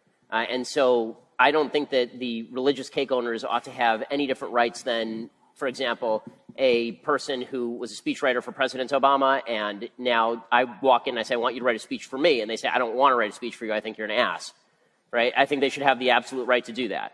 And I think that the cake shop owners, regardless of whether you think they're idiots or whether you think they're religiously true, should have the right to do that. I think that if we're going to have any sort of space for us to communicate, any sort of social fabric at all, we're going to have to acknowledge that there are places where we just have to leave each other alone. And the idea that I can compel you to do something for me makes you the bad guy.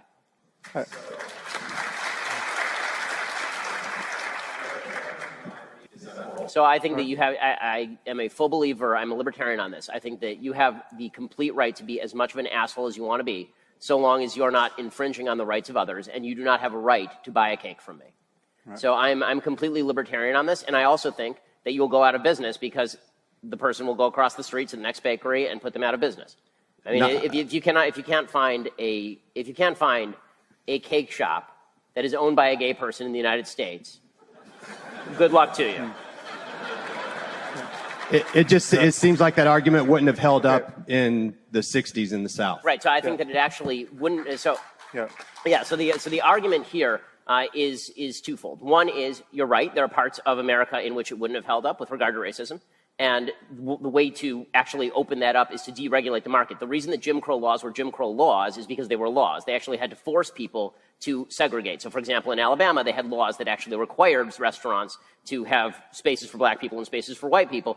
Why would you need those laws if people were inherently just going to segregate their own restaurants? The idea here was that there were people who didn't want to segregate their restaurants and had to be forced by the government to do so. Okay, the best example that I can think of here is the Woolworths counter boycott of 1960, in which there was an actual department store with a cafe, is a very famous case, and it was boycotted by black students who sat there at the counter and shut it down. This is before the Civil Rights Act, right? And Woolworths integrated. They said, we're sick of losing the business. In fact, the Montgomery bus boycott, they would have integrated the buses, except for the fact that local regulations prevented them from integrating the buses. So is there discrimination? Of course. Are there bad people? Of course. Is the solution to that for the government to tell people who they can and cannot cater to? I don't think so. I think the solution is for the markets to take care of us and for social pressure to help take care of the problem, which clearly it does. I don't think we have a lack of social pressure in the United States with regard to tolerance and diversity. Thank you. Okay, thank you. I just want to thank you, Sam, for bringing out Ben. I think you two are two of the most important people that should be talking to each other at this moment in history. And as a podcast supporter and a reader, hearing you two argue about free will is exactly what I wanted to hear. So thank you.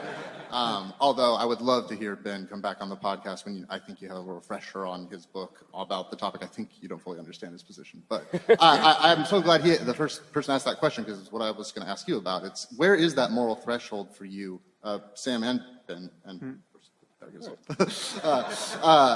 where the state interest is there to where a public business using public waterways, using public roads, using everything that we all contribute to with tax money, must serve the public. Where is that moral threshold where the state can step in and say there is a compelling interest here for you to serve the public, to make the cake if you're in the public? Well, I actually agree with what Ben said there, except I would acknowledge that there are periods in human history where everyone would benefit from some kind of enlightened pressure coming from the top, right? So you could have leaders and governments who are wiser, certainly earlier than most of the people in the society, and it would be a good thing to just legislate the most important truths there, moral truths. So if you think equality is super important and does good things, political equality, but you have cut, we're talking about India with a caste system, say, it would be good to just remove the caste system, even though most people might still want it if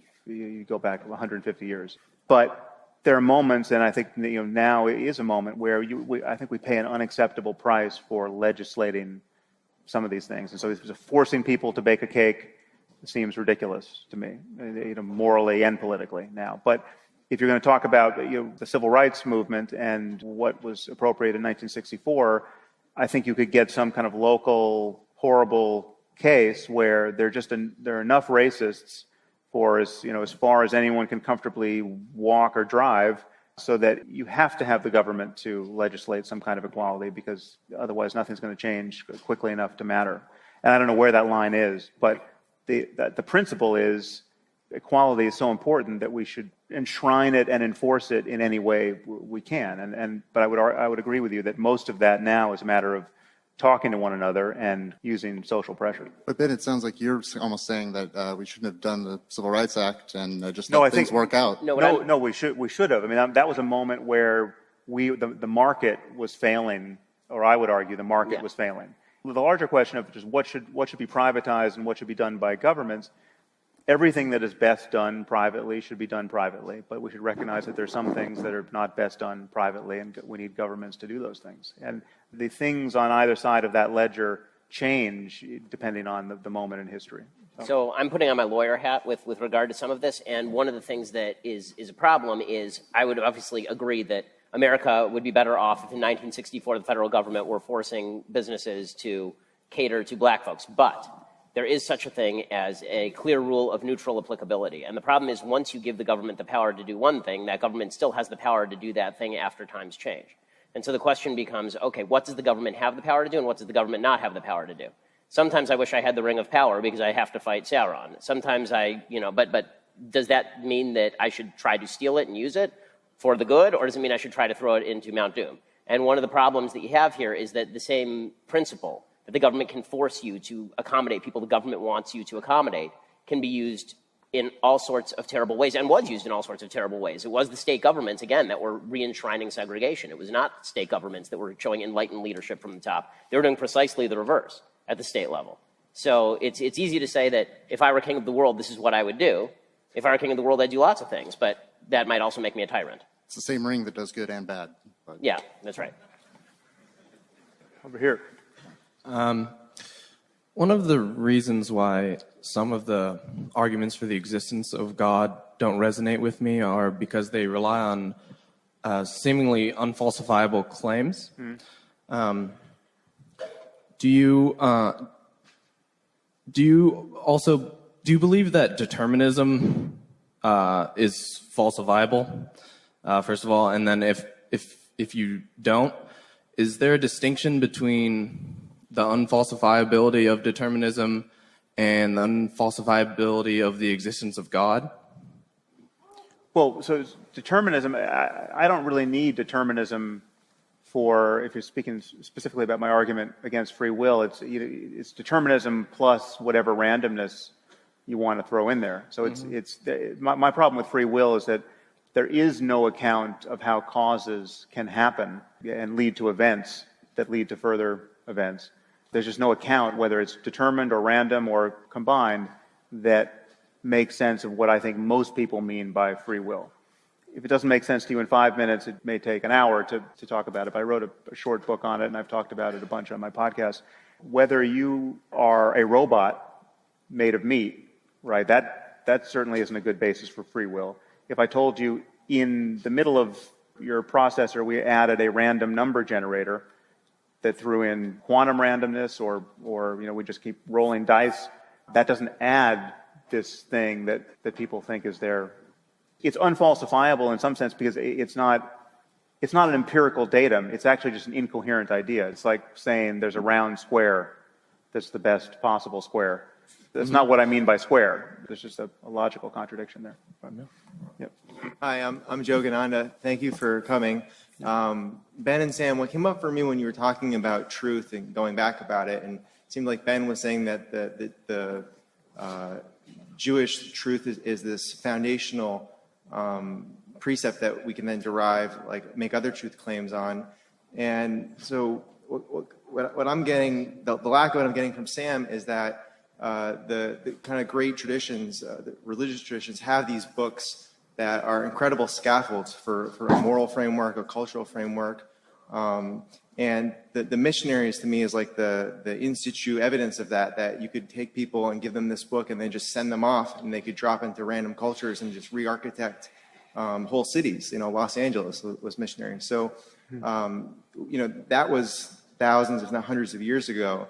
And we can point to those books, and even today they're providing guidance for so many people. What is the modern equivalent of that? I mean, what is the great text that the atheist tradition would lie on, from which we can have a wellspring of moral construct? Like Jordan Peterson does an incredible job with his biblical series of taking the Bible and spinning off all of these understandable archetypical truths from which we can kind of derive ways to live. And I don't know what the Twitter, Instagram, Kim Kardashian, where are we getting that from in the contemporary culture?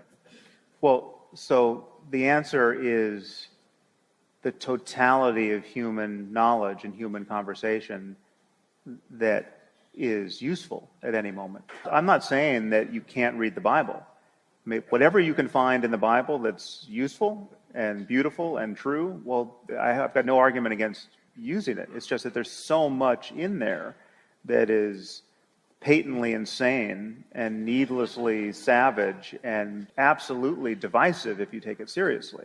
It's a horror show of certain sections of it. There are other sections that are beautiful, and so again, there's no, if you're going to say you read Ecclesiastes this morning and it just set the tone for your day, and you got no argument from me. But if you were an alien race and you read the Bible, you could come away with a lot of great truths and understandings about human condition. You would come away with almost no appreciation for how rich and beautiful the human experience is, even now, right? Sure. I mean, like there's not a single paragraph in the Bible that could not have been written by someone who lived 1,500 years ago, but if someone said, "I have no moral foundation," point me to a book to get started at. What is? I mean, this, as I've said, it's like you could wander blindfolded into a Barnes and Noble, if Barnes and Noble still exists, and find something better than many of the so-called moral books of the Bible. And this is like Leviticus and Deuteronomy and Exodus. I mean, this is, you know, I mean, we can agree to disagree about this, but I mean, I think the precept that if your wife is found not to be a virgin on your wedding night, you should take her to her father's doorstep and stone her to death, right? That's just a bad idea. Right? We don't have to venerate that. We should be able to cut that out of the human conversation. And because we have this notion of revelation, we can't. Yeah. And this is much less of a problem with someone like Ben, obviously. It is an excruciating problem when you're talking about the Muslim world and what is being done with the Quran. And the Quran and the Hadith, taken together, is like the worst operating system that exists, right? And it's running on the brains of almost 2 billion people to one or another degree. And that is a civilizational challenge. And a veneration of this notion of revelation is what it's anchored to, right? We have to get out of the revelation business and get into the conversation business. But get out into another book. And I mean, like, we need something else to What makes you think we need a book? I mean, this isn't a book. This is just, we're writing the book right wait now. A second. I mean, it's not just a book, right? I mean, in Deuteronomy, we Jews are instructed to set upon people with stones who entice us to worship gods not known to our fathers. And the code doesn't run. Okay? So the problem is that there's like an epigenetics, in some sense, to these books. And it says this stuff is inoperable. And we have ways of making this is the part that I think that a simplistic understanding of how revelation interacts with human behavior is. Wouldn't it be a better book if you could just take out that one passage? Okay, it would be better. So I think that you're, so number one, the answer is that the Talmudic tradition largely does take out that passage. I mean, there's an entire long, thousands-year-long history. But the fact that it was included in the first place, doesn't that suggest to you that this was kind of a merely human enterprise and not a matter of being the perfect word? No, what it suggests to me, I mean, I'll give you the traditional religious answer, which I think actually holds some weight, which is that if you are going to convey any sort of written text or moral text to a people, the people who you're talking to have to have some understanding of what the hell you're talking about. If you use the word epigenetics in the year 1200 BC, right, it would be kind of difficult for folks to understand what the hell you're talking about. But it's also true to say that it was possible in 500, and all of the more, sorry, BC. one more statement and then I'll let it go. Yeah. And that is that the moral system by which you suggest that portion of the Bible should be removed is built on the moral system of the Bible developed over 2,000 years. Your value for the value of women. Your value for the... It's not true. It is true because the fact is that it doesn't exist in the vast majority of other cultures over the vast majority of human history. No, but it does exist. And it existed in 500 BC. It was possible in 500 BC to enunciate a more ethical framework than that. And that's why there was a development in the ethical framework. Well, no, but I mean, just we have an oral law. The Buddha didn't say stone her on her father's doorstep. Now, the Buddha was no great promulgator of women's rights, but he wasn't that bad. And what I'm saying is that your definition of that bad comes from a tradition that has developed the idea that this is bad. Well, okay, but so then you live in a context. Convict me of Buddhism, then. I mean, it's not. But I don't believe that your values were really shaped by Buddhism. I think your values were pretty much shaped by a Judeo-Christian tradition in which you lived, and you used those values as a springboard. That's simply untrue. But where did you grow up? Well, no. If you're talking about where I came to my most considered view of ethics, it's by having a much larger conversation with all of that's the not what I'm world talking literature. about. That's right? not what I'm talking about. I'm not talking about your browsing in world literature. No, I'm talking about the fundamental precepts that you took to be moral from the time you were a child, arise in a Western civilization predicated on Judeo-Christian notions of good and bad. You can say that, but again, we're back to bridge building. It's just like the basic argument that we're having is that you think all history is contingent, and I don't think that all history is contingent. I think there's an element of necessity. The problem with religion, for me, in many cases, is that it. And apologies to the people who are still standing there, but this is worth. Sorry, got fun. It's that the better angels of our nature are often better than the doctrines that seem to inform so much of human morality. I mean, people don't come into this world eager to stone other people to death for thought crimes or for working on the Sabbath or for not having a hymen. Just this is you have to be taught to do these things. I'm not saying. I mean, we are apes, so we're not perfect. In most cultures, people do come into the world eager to stone each other for a variety of reasons. I mean, the levels of violence in pre-modern society are incredibly high. That's absolutely true. You don't need doctrines to be violent, but when you have doctrines that are clearly built on xenophobia and superstition and an attitude toward evidence that is unscientific should just promulgate them generation after generation with no way of course correcting, because it is anathema to edit these traditions. And to have the best you can do is to sort of have some further argument which says we don't have to honor this all the time. That it just seems like it slows down the human progress. I don't think it slows down. I think it roots it to the foundations. Meaning that there's a famous story in the Talmud where there's a rabbi who comes along to a Sanhedrin. It's a group of people who are about to rule on the law, and the rabbi says to them, "I have this doctrine, and I promise you it's right." And the people in the room say, "It's wrong. We don't believe you." And he says, "I'll prove to you that it's right." And he says, if it's right, then let the walls of the room collapse in, lean in, and the walls of the room lean in. And the people say, you know what? That's not in the Bible. Even if you get the walls of the room to lean in favor of your opinion, that doesn't mean that it's true, because we were given the ability to basically rule on the law. And then there's a voice from heaven, right? This is in Jewish text, right? There's a voice from heaven that comes down and says that this rabbi is right. And the people say to God, right? They say to the voice of heaven, that's not the law that you gave us. You gave us the capacity to interpret. And later there's a prophet who they're speaking to, and the prophet basically says, God was happy when you did that, because the whole point of a revelation is that there's an interaction between God and man that is ongoing. Okay, and so to take the simplified version and then to pillory the simplified version, it exists in many cultures in the world. And I'm not going to pretend that it doesn't exist in fundamentalist Islamic countries, because clearly it does. But to lump all revealed religion into one category as though everyone who believes in revealed religion stopped the development of human morality at point one is just not accurate.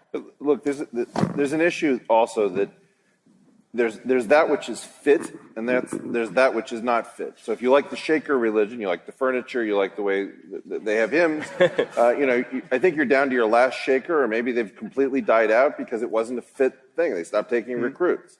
So however beautiful it is, it self-terminates, and you have self-extinguishing things, right? If you have a tradition that is absolutely brutal, cruel, without grace, but is highly fit, it's winning in a different metric than the metric that Sam is talking about. And sometimes what happens is that you end up denaturing these things so that you get something that is beautiful and self-terminating. The other issue has to do with the fact that in all of these issues, the texts don't do anything. It's the machines interpret the texts. And even if you have a tradition like this prohibition against innovation in Islam, bid'ah, where you're not allowed to innovate, because the text is its own instruction manual, and you're not allowed to put this extra structure like binding repressor so that the code doesn't run around it, to use a genetic metaphor. You have a situation in which every religion has to continue to adapt. And so whether or not there's a prohibition against innovation, they're all innovating, and they're all trying to run some code more than others. Some gets promoted, some gets repressed.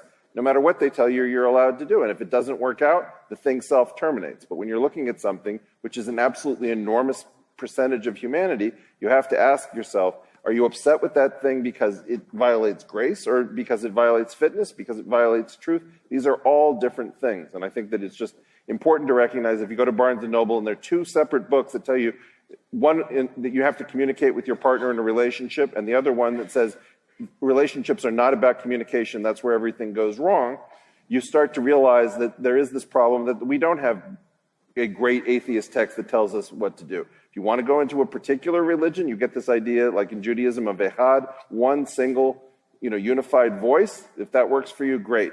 However, you can also shop around and deal with the dialectics and the contradictions. And so I think, in some sense, there's no way out. You got to struggle with it, and you have to think about it on a whole bunch of different levels.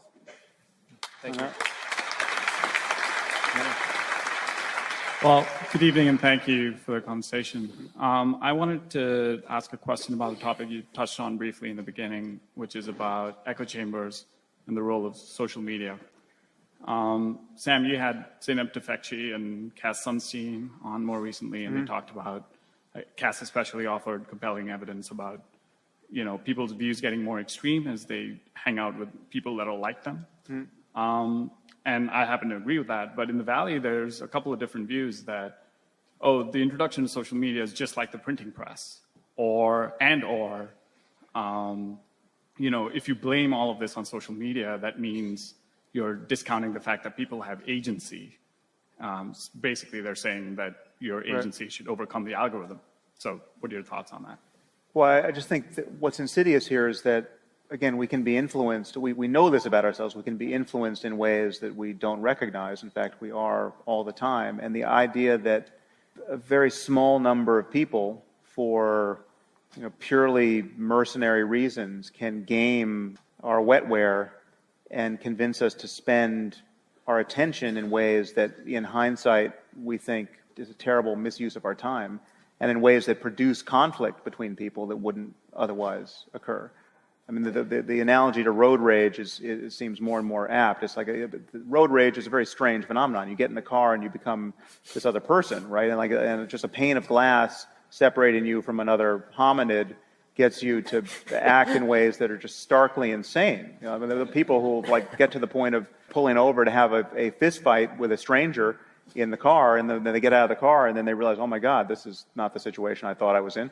Right? So social media is kind of kindling the road rage part of the brain, and we are broadcasting these paroxysms to thousands and millions of people, and it's affecting everything. And this is all being gamed on the other side by people who just want us to spend more time on the platform. And that we need to understand what's happening and what we're doing to ourselves. We're all part of a vast psychological experiment that no one signed up for.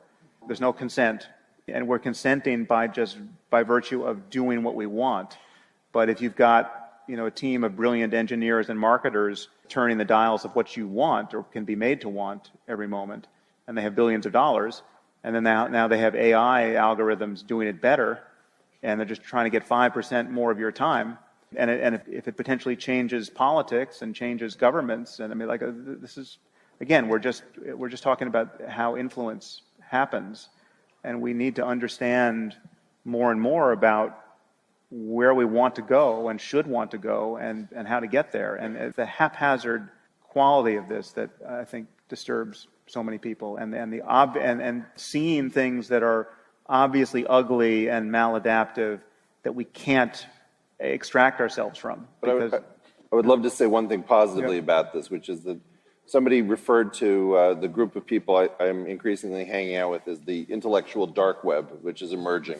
Somebody mentions Jordan Peterson. Like, who the hell was Jordan Peterson 2 years ago? Nobody knew who he was. And even though we disagree with each other, of course, Sam sort of had a semi-disastrous first podcast with Jordan. Yeah.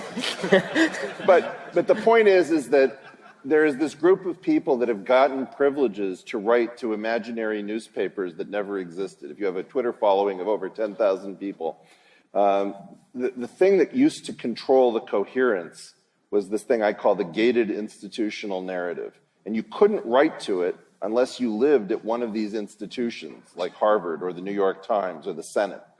And what is now happening is that we recognize that the reporter who reports for the New York Times is just one more voice, not necessarily more interesting. And in general, these people do not want to talk to us.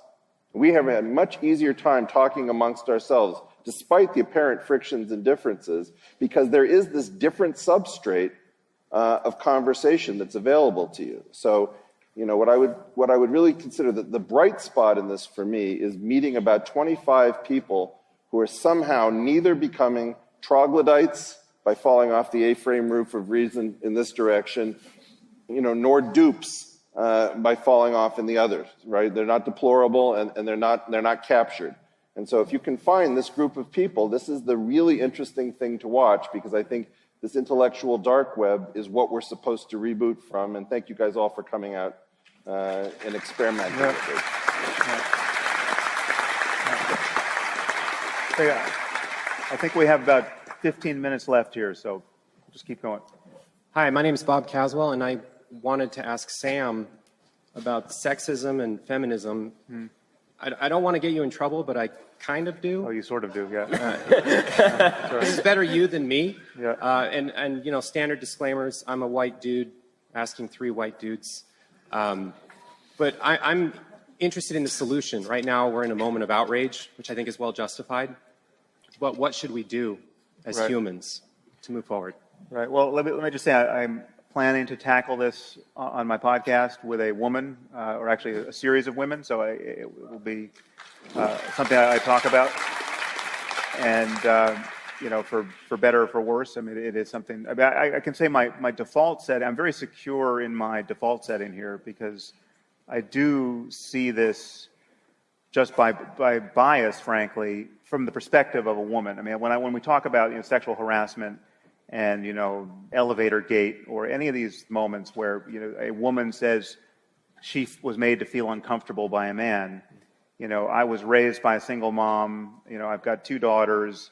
I view all my self-defense thinking about violence, privileges, the fact that women are walking around in this world outweighed by men virtually all the time. You know, my default setting is to trust the woman's account in all of these things. And I feel like men have a moral obligation not to be creeps. And I see this you know, I think in this case, through sheer good luck, from the perspective of a little boy who was raised by a mother without a father in the house. So I get it, and yet I also get that as being a guy, I'm capable of not getting it, right? So I want to put myself in conversation with a few smart women journalists who can walk me through this, and I'll just table it for that podcast. Sounds good. Okay.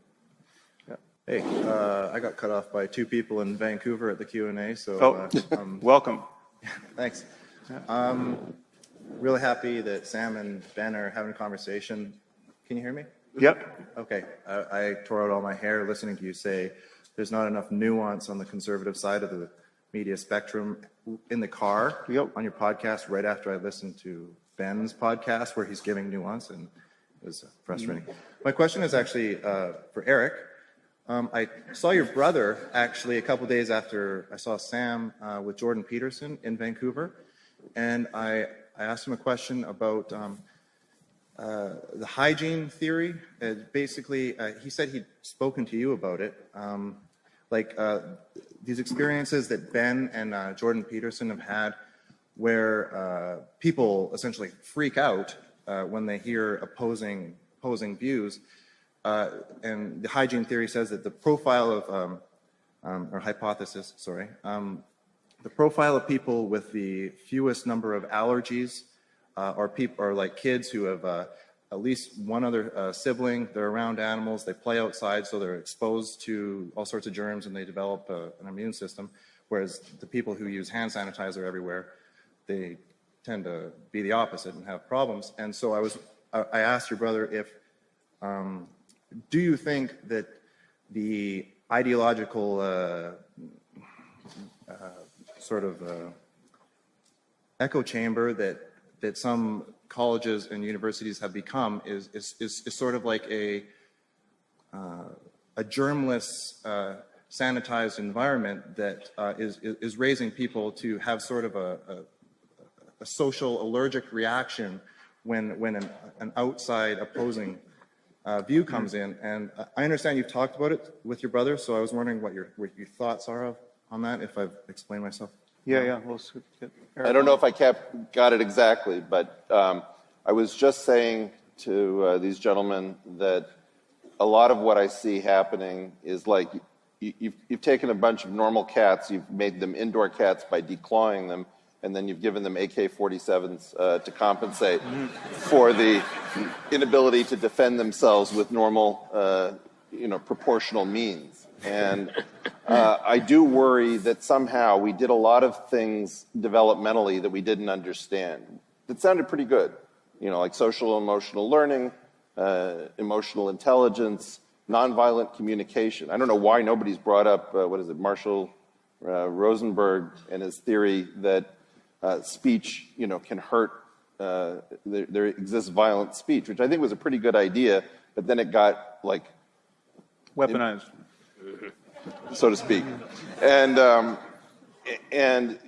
there is a real issue when, those of us who learned skateboarding without a helmet and were allowed to stay out late to play until the street lights went on before Eitan Pats found his way onto a milk carton, and the kids came indoors, where there is an idea that getting your knees skinned, chipping a tooth, taking some flack in an argument are normal processes. And I worry that what we've done is create metaphorically, immunologically naive people who imagine that they are being assaulted and harmed by just about everything. And what I would love to do is to figure out how to get these indoor cats to grow some claws and give back the assault weapons.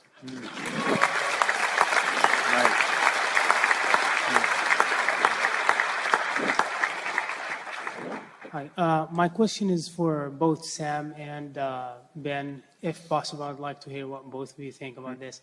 But how do you feel about Donald Trump's latest decision about moving the embassy to Jerusalem?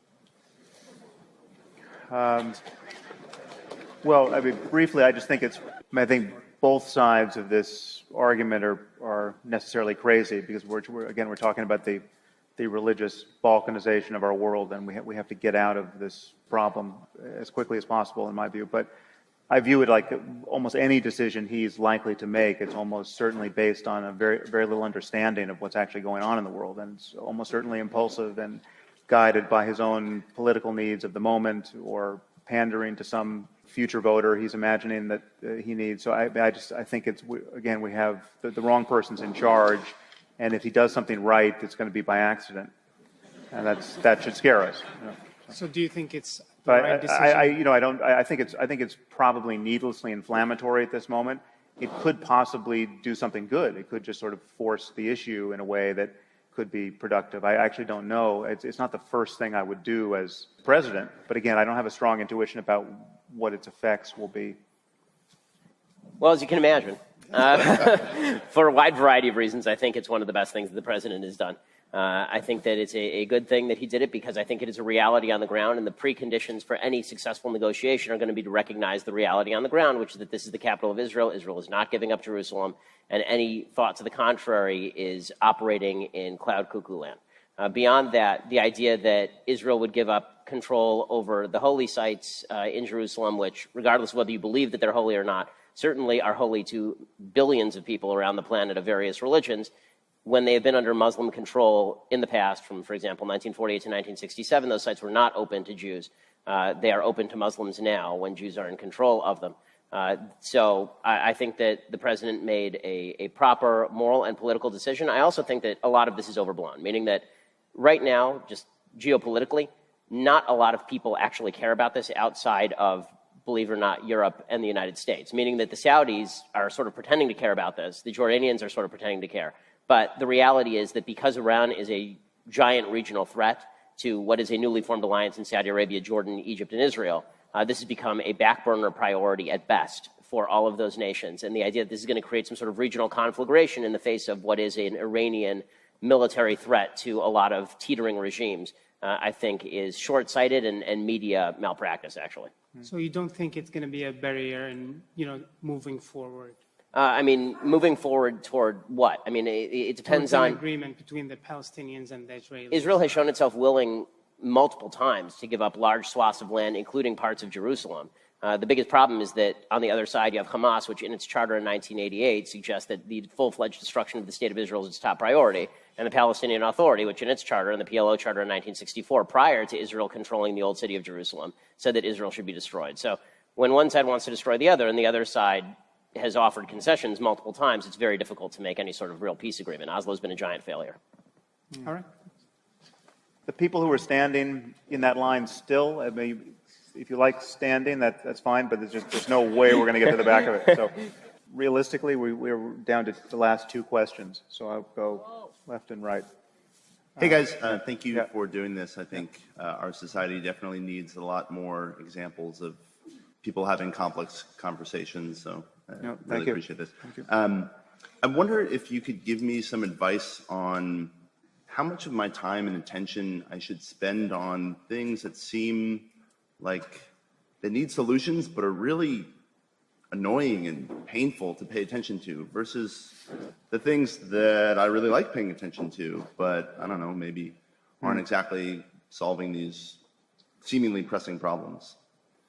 That's a genuinely hard question. I mean, I struggle with that. I mean, again, this comes to one of Ben's concerns. It's clearly a mature notion of well-being isn't narrowly focused on mere pleasure, right? So there are many good things in life that we know we have to struggle to get, and the struggle isn't the best we can feel at any moment in that day.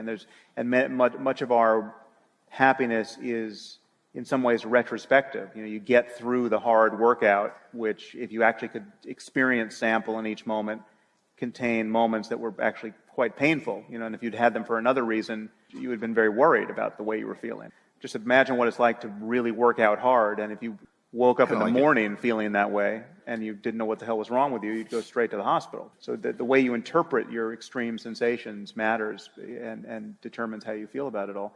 But much of our sense of satisfaction in life is a sense of having put in the hard work to do something that was worth doing, and pleasure is not the only variable that we care about. And I think more and more we should care about doing things that scale and that make life better for other people. And there are many, many ways to play that game.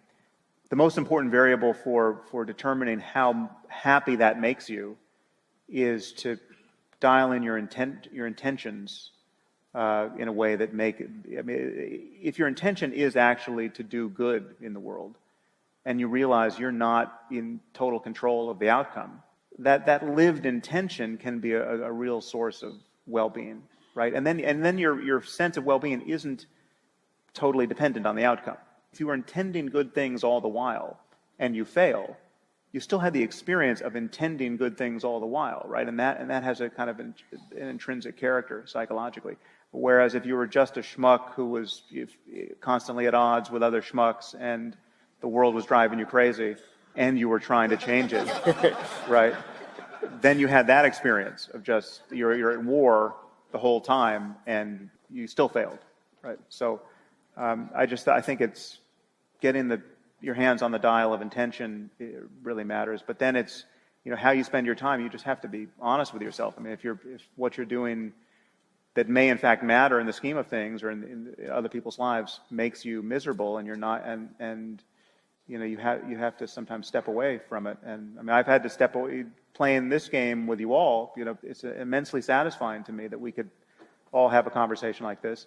But it's not, every moment is not filled with pleasure necessarily. I mean, you heard my tone of voice with Ben. I mean, that's not all me broadcasting pleasure. There's some frustration, but I think it's worth it. I think it's worth it. I mean, these are all just experiments in conversation, and I think they're worth it. And in the aggregate, I get immense satisfaction from this. But I still have to step away. I mean, is it the best use of my time to see what all of you said about this on Twitter tonight? You're going to do it anyway. I'm making those decisions. I'm curating the contents of my own consciousness a little more circumspectly now, because I find that some even positive signals are kind of the wrong thing to be focusing on for me. And so again, it's a navigation problem for me. It's just like, where is sanity in this moment? You just have to keep trying to track it. How does that map on to the number of our president's tweets I should be like? Yeah, no, I have spent much less time noticing Trump because I feel like I can get the gist, and it's felt better. You know, I mean, I have to focus on it at some point. But yeah, I mean, otherwise the alternative is a kind of masochism. You know, and it's just not worth it. Thanks. Yep. Hi guys, my name's Nicole. Nice to meet you. Yeah. This question is for Sam. In Dan Harris's book, 10% Happier, Dan decides to go on a silent retreat led by Joseph Goldstein. Mm-hmm. However, when he tries to sign up, he discovers that these retreats are in high demand and that he has to enter into a lottery in which his chances of getting in are slim. He tries playing the journalist card, which gets him nowhere. So he then asks you to pull some strings for him. And sure enough, he gets a spot in the retreat. So my first question is, did he report that accurately? And second, do you think it's ethical to use your connections to help him bypass the lottery? This kind of a lifeboat problem, isn't there? Who did I kick out of the lifeboat? Yeah, no, that is true. I mean, I feel like it was.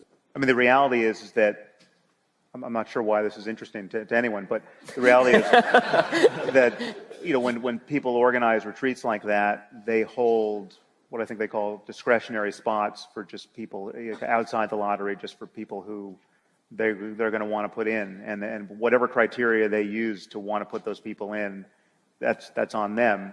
And Joseph happens to be a very close friend, and Dan was someone who I thought could get immense value out of the retreat and would be very good for spreading the word about the value that is to be gotten out of the retreat. So it just seemed like a no-brainer to say, hey, Joseph, Dan really wants to sit a retreat. Do you have any discretionary spots left? And so it was his call. And it doesn't seem unethical to me, but I understand that it seems weird that you have to pull strings to go on a meditation retreat. So is there more behind that? No, that's it. Thank you. Okay. There's been a lot of guys at the mic. Please, I got to go to you. So I have kids. You have kids, right? Do you have kids? Yeah. We all do. Yes. All have kids. Great. So when it comes to free will, I get it. I'm completely on board, Sam, with your idea that there's no free will. No. When it comes to raising kids, Don't tell them that there's no. So I have an 18-year-old boy who's gorgeous. Mm-hmm. And when I'm trying to tell him to do the right thing and he does something stupid, and then I want to find out why he did that, I don't even ask because it's a stupid question, because he doesn't even know why he did it, because he's an 18-year-old boy. But when I'm looking at impacting his future behavior, where's the practical separation between knowing that there's really no free will and wanting your children to be responsible in their behavior and what they do in the world? Okay. Well, I mean, this is an important question.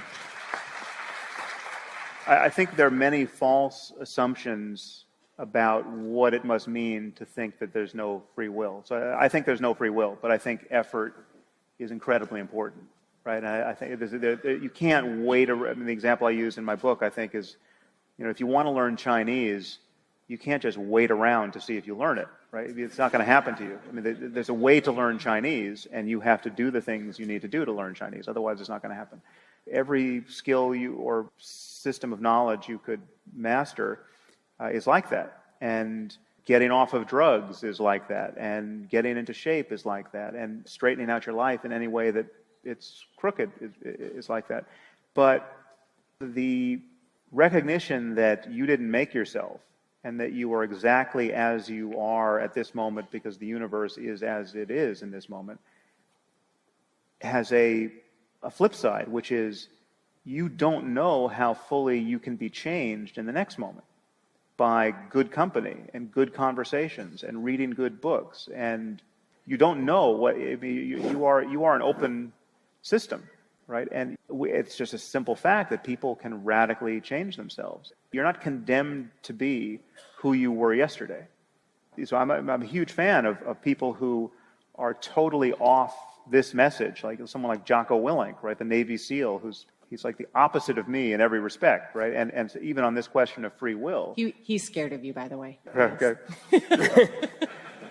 But I mean, so he's all about effort and discipline, and it's all true that discipline matters. Discipline has consequences. But again, in each moment, if you put on Jocko's podcast tomorrow and it changes what you're going to do with your day by 25%, and it's crucial to your happiness, you're not in a position to know why it did that day and didn't do it last Thursday, and you're not even in a position to know why you turned it on, really. And again, you're open to the universe. But again, there's immense freedom in that. It's not you can keep going in the direction that you want to go. But as far as what to tell kids, you need a strong sense of agency. The measure of what to tell kids is what to tell anybody ultimately is what's true and useful, right? It's not just you just don't download random truths, because some truths are I think not worth knowing at certain moments in life, right? You don't tell your 8-year-old about all the ways in which human beings can become diseased and die early, and childhood cancer is on the menu, and do you want to talk about that now? That's not. There's too much reality at certain moments, and I think empowering kids to feel like they can seize the reins of their lives is worth doing. I mean, assuming that there is no free will, the parental machines that are pre-programmed to communicate that there is free will to the machines that have no free will, that are their children, those machines will do better. So probably you were sent here by Laplacian determinism to ask this question so that we could respond without choice to tell you to lie. Just that. Well, listen. On that note, there's no comfortable way to ever cut this short, but we're at the limits of our time here, and for many of you, the limits of the human bladder. Again, it's a total honor to do this, and I'm immensely gratified that you have given me the opportunity to do it by coming out, and that Ben and Eric would join me for it, and this just makes me very happy to do this, and thank you all for coming out. Thank you so much. Thanks for coming. Really great.